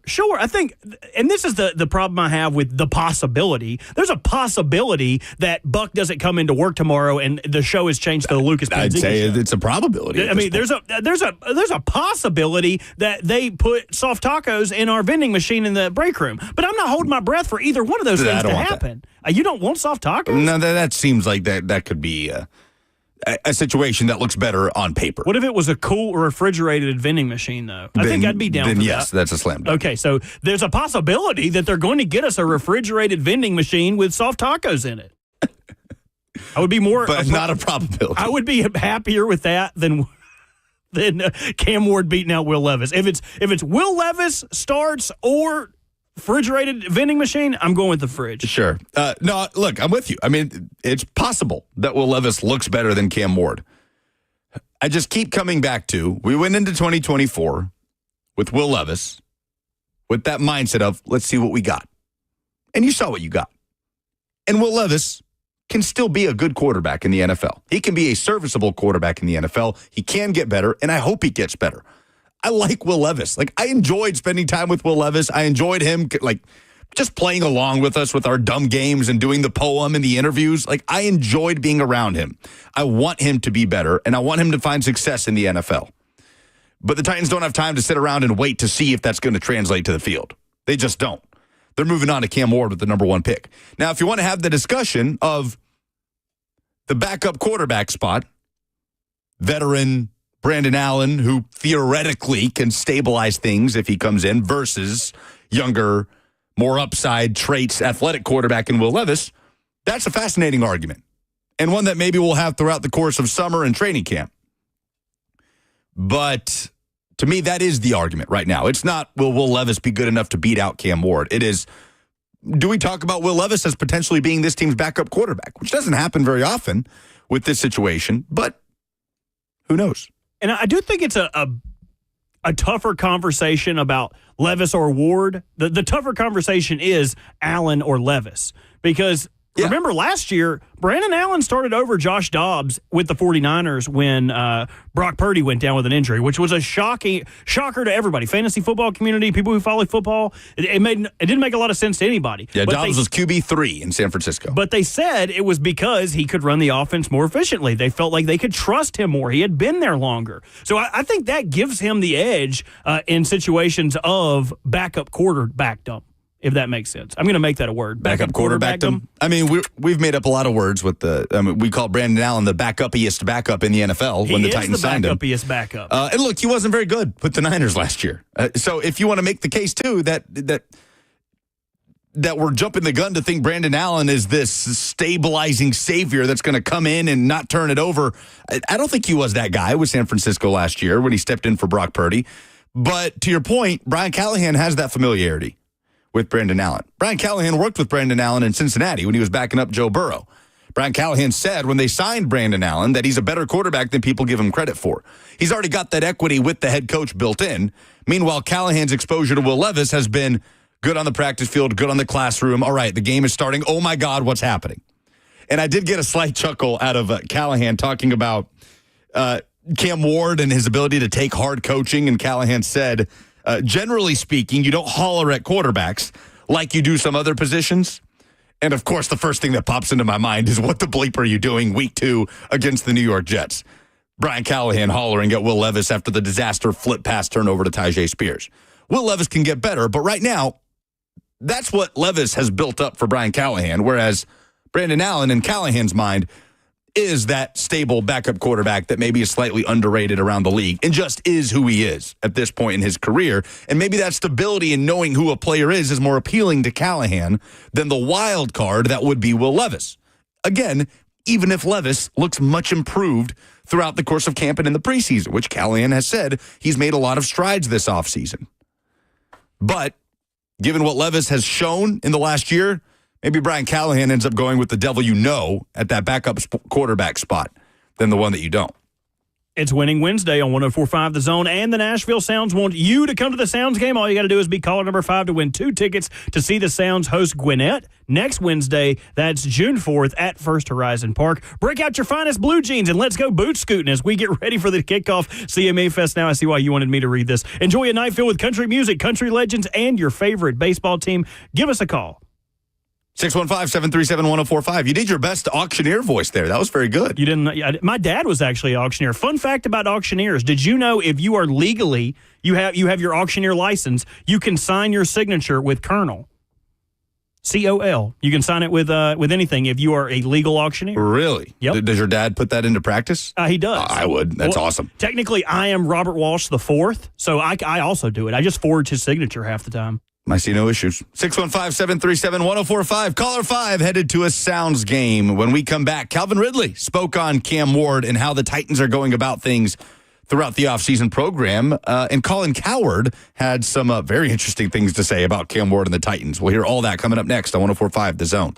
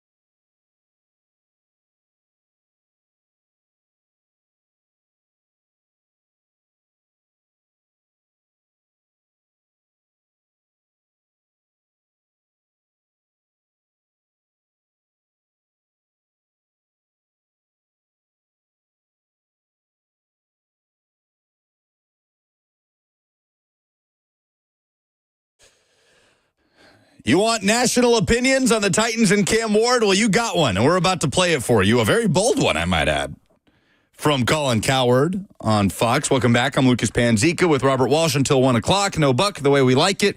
We are, of course, fueled by Hattie B's Hot Chicken, the best hot chicken in the world. Ooh, some of that pimento mac and cheese right now. Can we get a vending machine of just that? I know. Well, I would need a half bird in there. I could eat a half bird a day if there was one near our studio. A Hattie B's vending machine. Ooh. Download the Hattie B's app today. You get a free dessert simply by doing so. Order for pickup or delivery. Basically a vending machine. Maybe put banana pudding in the vending machine. Don't tease me. The app is a vending machine to your home. Correct. Wow, when you put it that way. 615-737-1045. Before we get to this audio of Colin Cowherd, let's hear from Gary in Nashville who's got a question. Hey, Gary.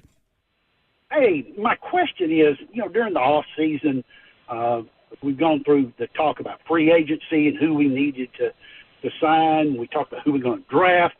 And the conversation was that if we don't do something, Cam Ward can't be successful. And I don't discount that. I think that's true.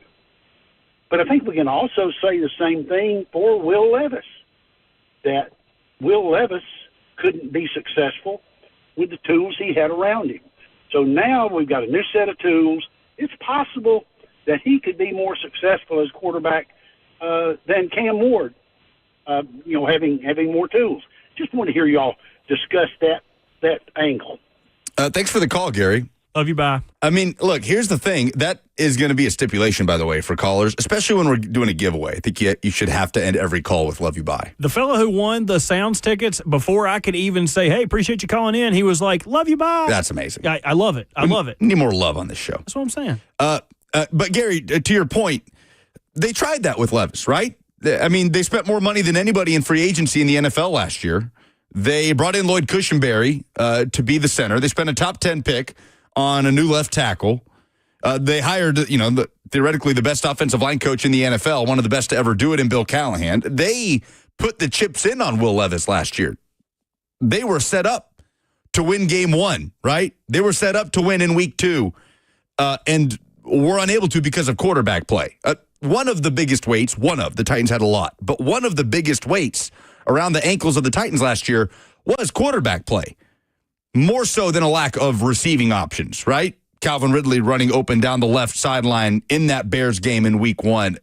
All the different examples. And look, the Titans were an incredibly flawed football team. Brian Callahan is talking about that, right? He's talking about trying to overhaul their culture, their leadership, their chemistry. He's talked about, even today, about not wanting to repeat mistakes from last year, and that's why it's important to remember mistakes from last year.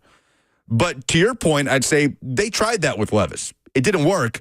They don't have the time to sit there and try it again. Brian Callahan doesn't have that kind of time, especially when you have the number 1 overall pick and an opportunity to get a new quarterback.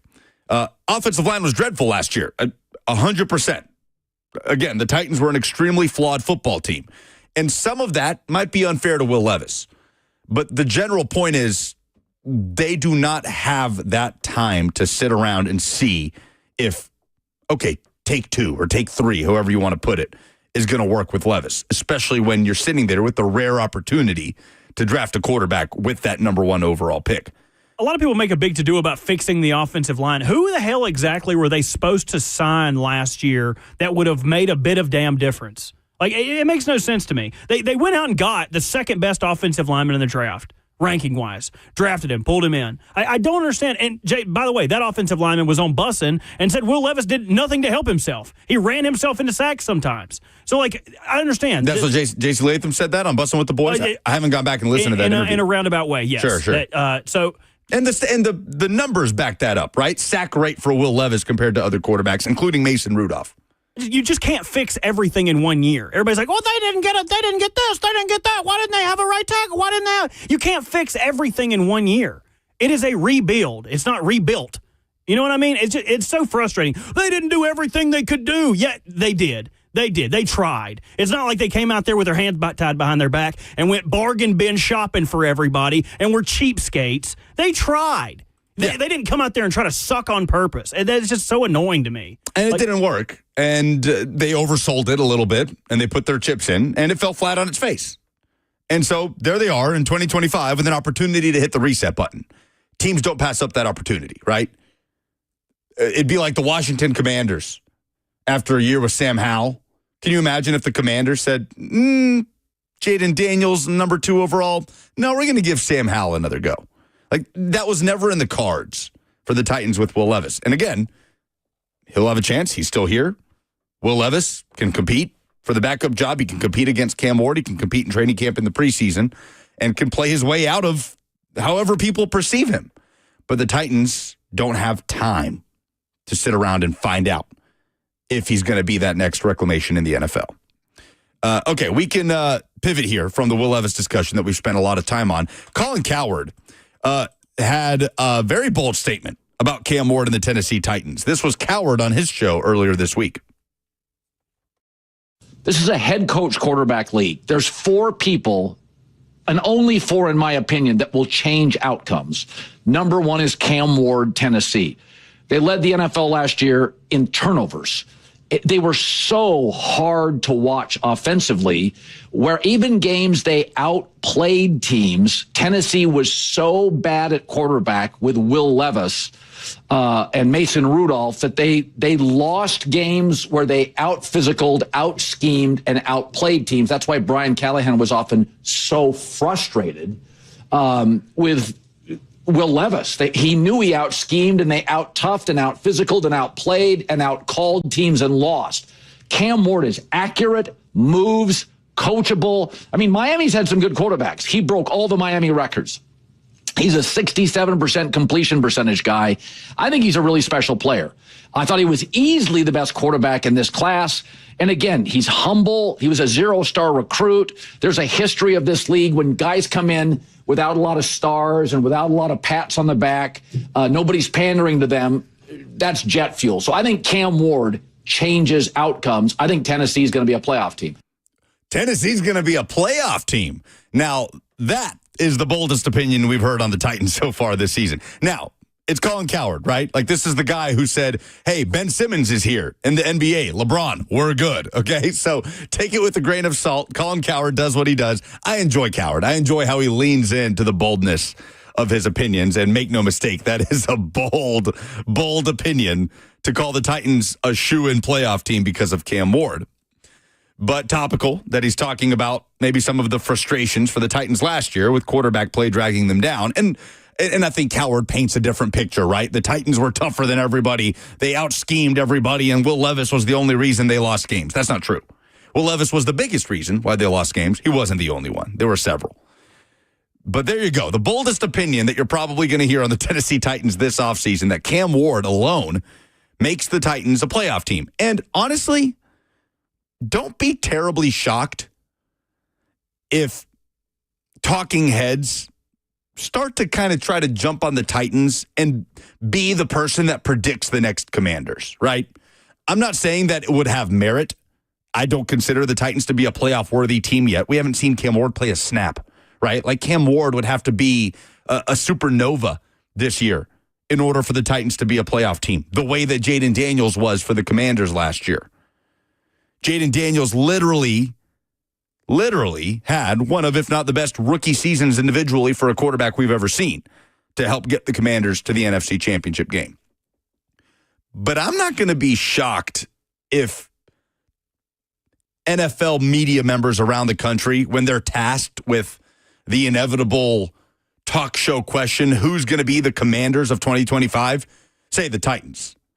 Because if you look at it, honestly, the Titans would be the easiest team to pick in that conversation, being the only team that selected a quarterback as high as they did. The only team that selected a quarterback in the top 5 in the top 10. Not saying it's right, not saying it's a good argument, but don't be surprised if some start to make that argument like Colin Cowherd is making. By the way, wait till you hear his number 2 individual that will change outcomes this year in the NFL. I think number 2 is Mike Vrabel. He never had a star quarterback in the AFC, had a winning record, 3 playoff appearances, ended up 1 year with Ryan Tannehill being a number 1 seed. And listen, New England has 8 wins over the last 2 seasons. What he did in terms of shoring up the lines through the draft and through free agency. This is going to be a much more physical team. It will be in the footprint of his image. Drake May now goes to year 2. And we know from watching Denver the last couple of years, when you go from a coach who's more of a coordinator, Gerard Mayo, Nat Hackett, to Sean Payton or Vrabel, you can argue that's a 6 to a 7 point difference. And if the Patriots had 6 points a game more last year, they'd have won 9 or 10 games. So I think he's going to change outcomes. I think Geno Smith, listen, we can say what we want about Geno Smith. The Raiders. Geno Smith, his third individual to change outcomes, but Mike Vrabel, his second. So, Colin Cowherd's list on players that will change, or coaches that will change outcomes this year in the NFL.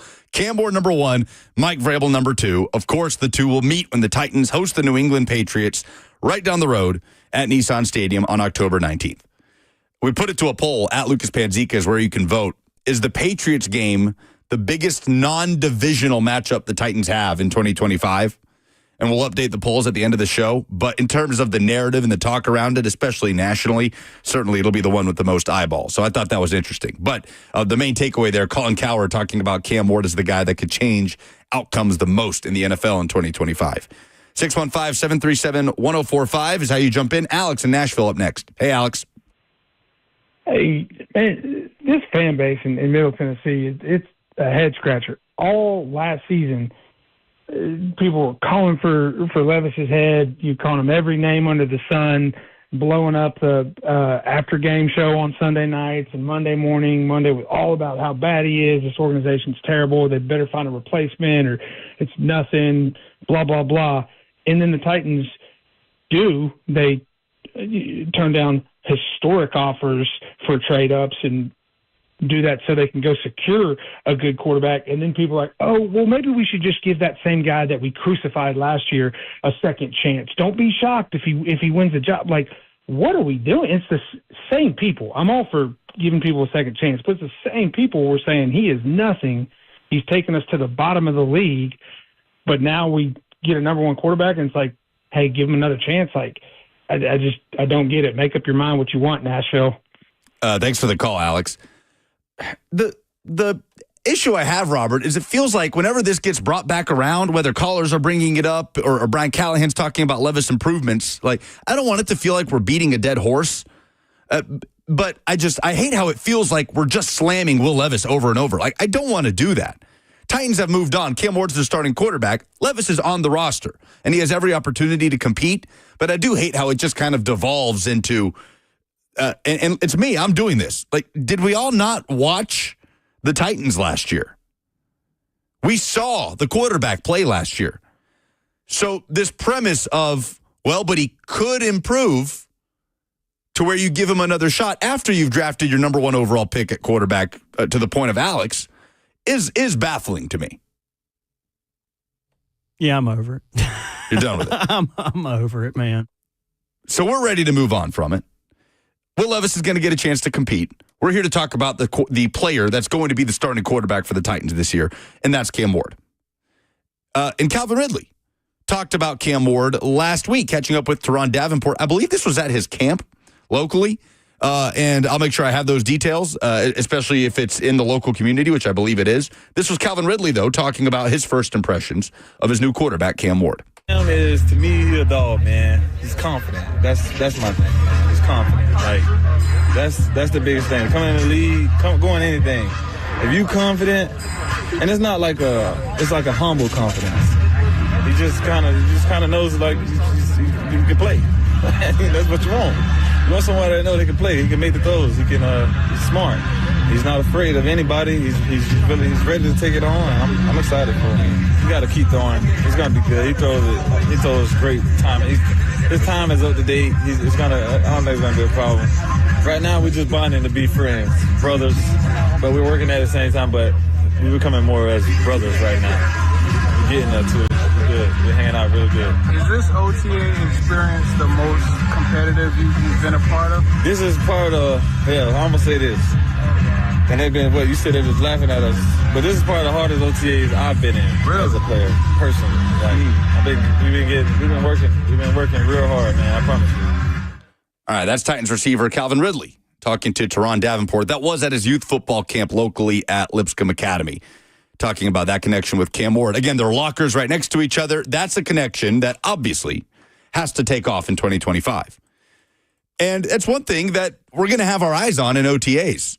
Again, not trying to beat the dead horse here, but it was a big talking point in training camp last year.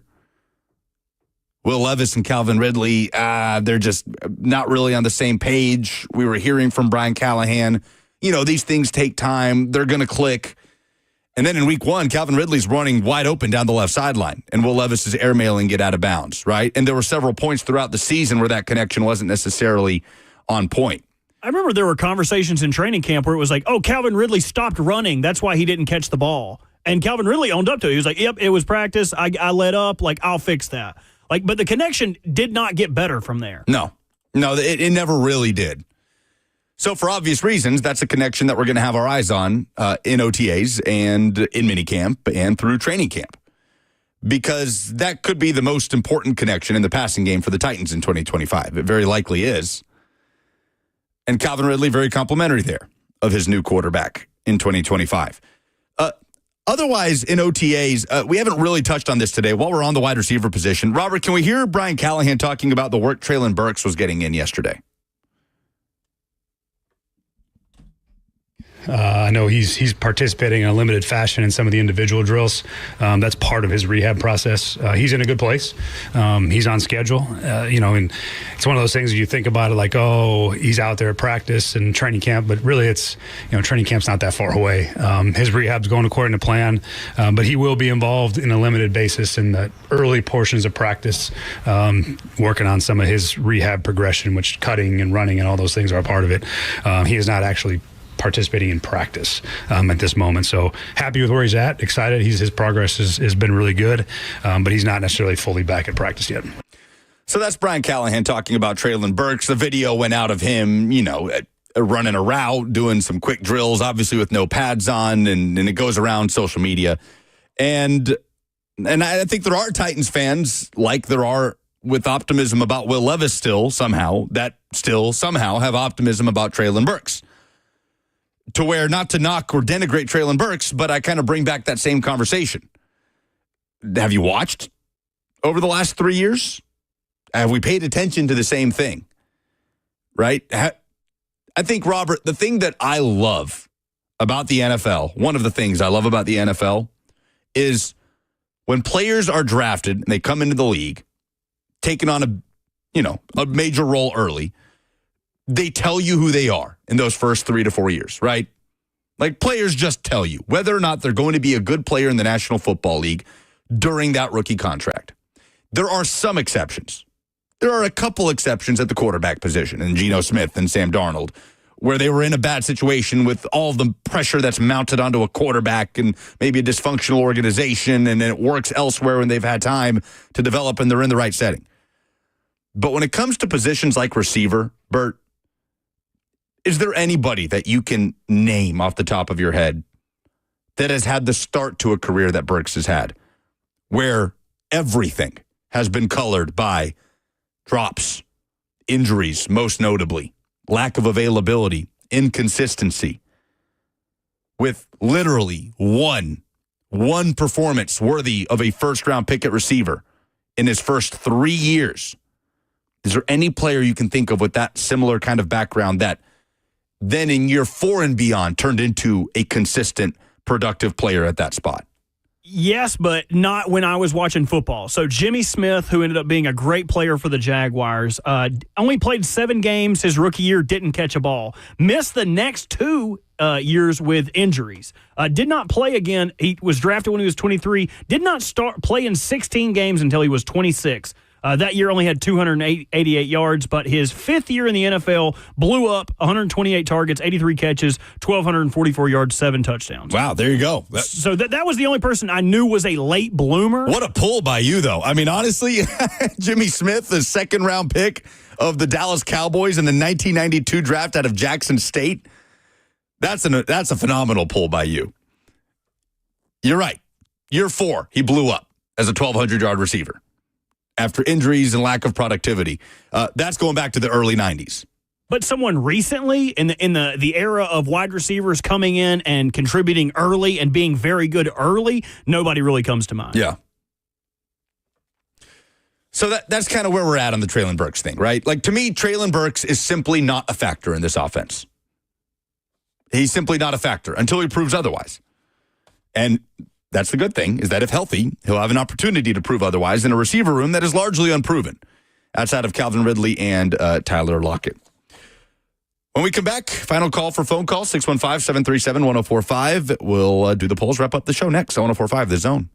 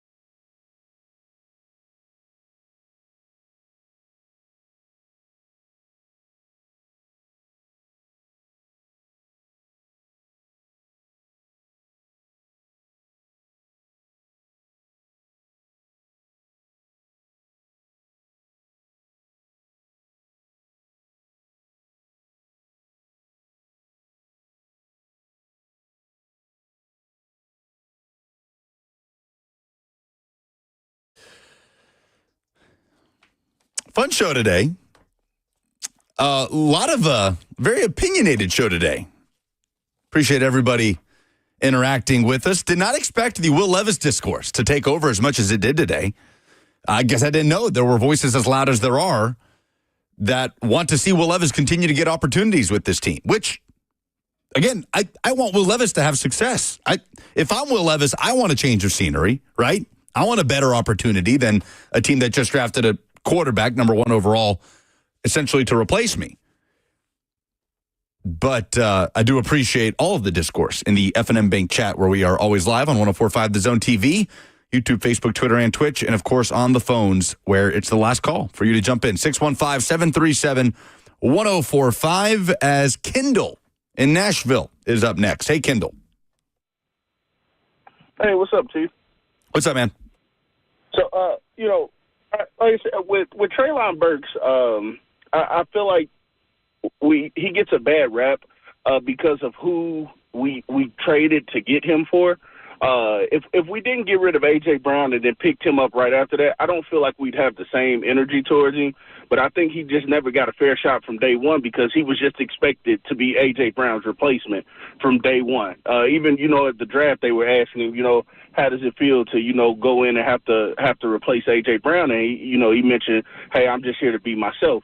So I think, obviously, the drop passes and stuff, that's on him. But I think that's one of the issues why we're a little bit, more harsh on Treylon Burks, if that makes sense. And then, on the opposite side, just off subject with the Pittsburgh Steelers, I just wonder why they wouldn't try to bring in Ryan Tannehill. He had a lot of success with Arthur Smith, and I think he'd be worth bringing in on a vet minimum maybe to see if he has anything in the tank. Sorry, which quarterback are you talking about there, Kendall? Which quarterback did you say? Ryan Tannehill. Okay. With the Pittsburgh Steelers, I got your point there. Thanks for the call, Kendall. Appreciate it. All right, first to the Burks thing. I think both things can be true, right? Treylon Burks had that weight on his shoulders that was completely unfair. Bringing in Treylon Burks, drafting him 18 overall after trading away A.J. Brown. 100%. Treylon Burks also has not played up to the level of expectation for a first-round draft pick, regardless of who they're brought in to replace, right? If you wipe away, if A.J. Brown never played football for the Tennessee Titans and you drafted Treylon Burks in the first round, the results still are what they are. The availability, as unfair as you might want to call it, still is part of the evaluation process. And he hasn't been available. He hasn't been productive. He hasn't been consistent since he got here. So regardless of who you're brought in to replace, that's not good enough for a first-round pick at the wide receiver position. While simultaneously, it can be unfair what was placed on him in replacing A.J. Brown. Both things, I think, can be true. And, the Ryan Tannehill thought is an interesting one. I remember, was it the Vikings, Robert, that Tannehill got brought up? Maybe the Vikings would kick those tires? Yes, Buck got very upset with me by saying Tannehill wasn't a good backup quarterback. Do you remember that? Buck loves him some Ryan Tannehill. It's the only good quarterback he's ever covered, so I guess that makes sense. It's like Vrabel, right? It's the only good head coach he's ever covered to this point. So to him, Mike Vrabel is the greatest coach to ever walk the earth in Buck's little bubble. That'd be an interesting fit, though. I mean, look, Steelers might be bleep out of luck if Aaron, again, stunned at the way Rodgers is just stringing them along. The Pittsburgh geriatrics. Just bring in Kirk Cousins, Aaron Rodgers, Ryan Tannehill. Bring everybody that when they fart, it sounds like bring them all in, and we'll see who comes out on top. That when they wake up in the morning, it's like Jon Snow coming back to life in Game of Thrones. NBA playoffs tonight. Western Conference Finals. The Thunder trying to punch their ticket to the NBA Finals. And every series in the postseason, Stanley Cup and NBA, is at 3-1 right now. So I'd love to see some drama here. I don't want to see all these teams cruise. Surely one of these teams down 3-1 in a series will make it interesting and push it to a Game 6 or a Game 7. That onus is on the T-Wolves now, who have to go on the road to Oklahoma City after dropping Game 4 at home. They had their opportunity to tie up the series. They tip off at the Thunder at 7:30 tonight. Ant-Man needs a bounce back. Dude. He really does, man. That was tough yesterday. And Ant-Man now the all-time leading scorer in the playoffs for the T-Wolves organization. Isn't that kind of crazy? It is kind of crazy. I mean, it's really Kevin Garnett and That's the first person who came to mind. And Right. yeah, exactly. Kevin Love. I mean, that's it, right? Right. So we'll see if Ant-Man can pull the T-Wolves back within a game there. But the Thunder obviously with the upper hand, and the Panthers feels like they've got one foot into the Stanley Cup Finals. 3-0 lead over the Canes, who, to their credit, scratched back, won Game 4 on the road, and now they get Game 5 at home. Maybe they can make it interesting, but Panthers just clearly the better team there. And again, it feels like we are destined for a Stanley Cup Finals rematch, which wouldn't be a bad thing. That was one of the better finals of my sports watching lifetime last year, with the Panthers going up 3-0, the Oilers fighting back to make it a Game 7, and then losing in Game 7 in Florida. So playoffs continue on tonight. Nashville SC tonight at Columbus Crew. Boys in gold, 8 games unbeaten. They are on a roll. This might be their toughest test of the year against Columbus, who's won 2 trophies in the last couple of years. 7 p.m. Hope you'll join me tonight on the call on 104.5 The Zone. Nashville hitting the road. Let's do some polls.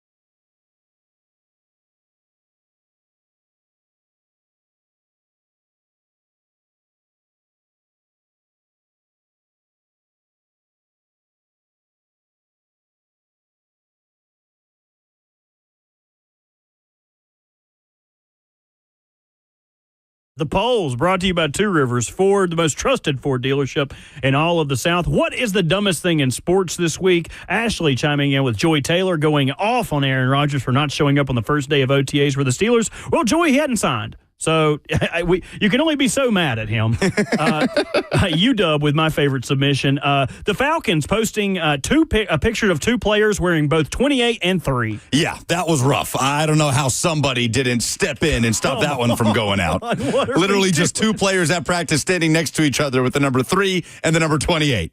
Come on. Just action posing out there. Yeah, throw this one on the gram. Is the Patriots game the most important non-divisional game on the Titans schedule? 74% of the audience saying yes, it is. It's going to get the most attention. No doubt about that. Which active SEC head coach would make the best politician? Nash Tiger saying Bruce Pearl. Obviously, Sue Ann, does it have to be an active coach? Well, Sue Ann, I would love to hear your inactive coach. Yeah. Who could have been Nick Saban. Make Nick Saban the president of the United States, the president of the world. See, Tucker Harlan with a great one here. The former Mike Leach. Mike Leach would have been an incredible politician. Rest in peace. What do we got next? Who has the better chance to come back down from 3-1, the Knicks or the Timberwolves? The audience split on this, but going with the Knicks, 52%, Timberwolves with 47%. I hope so. The T-Wolves, I don't know if they have the juice right now. The Thunder are rolling. SGA, NBA MVP, he was just incredible. The and one king, the way that he's able to create space for himself around the rim, the touch off the glass, this dude is banking in shots, getting fouled with like his left knee on the hardwood and getting it up and in. I mean, it's ridiculous. I don't understand people being upset at him for that, calling him a foul shot merchant. Like, come on, how are you going to be upset at somebody for being good at a critical part of the game? It is an elite trait, yes. Like, all he does is go out there and make his free throws, man. Go look at a Michael Jordan box score game. Yeah. Go look how many free throws he got to shoot. Those are the polls? Those are the polls. All right, that's the show. It's been fun. Buck will be back, unfortunately, tomorrow. We'll recap some stuff from OTAs, and Blaine and Zach got you covered on Cover 2. Coming up next on 104.5 The Zone. See y'all.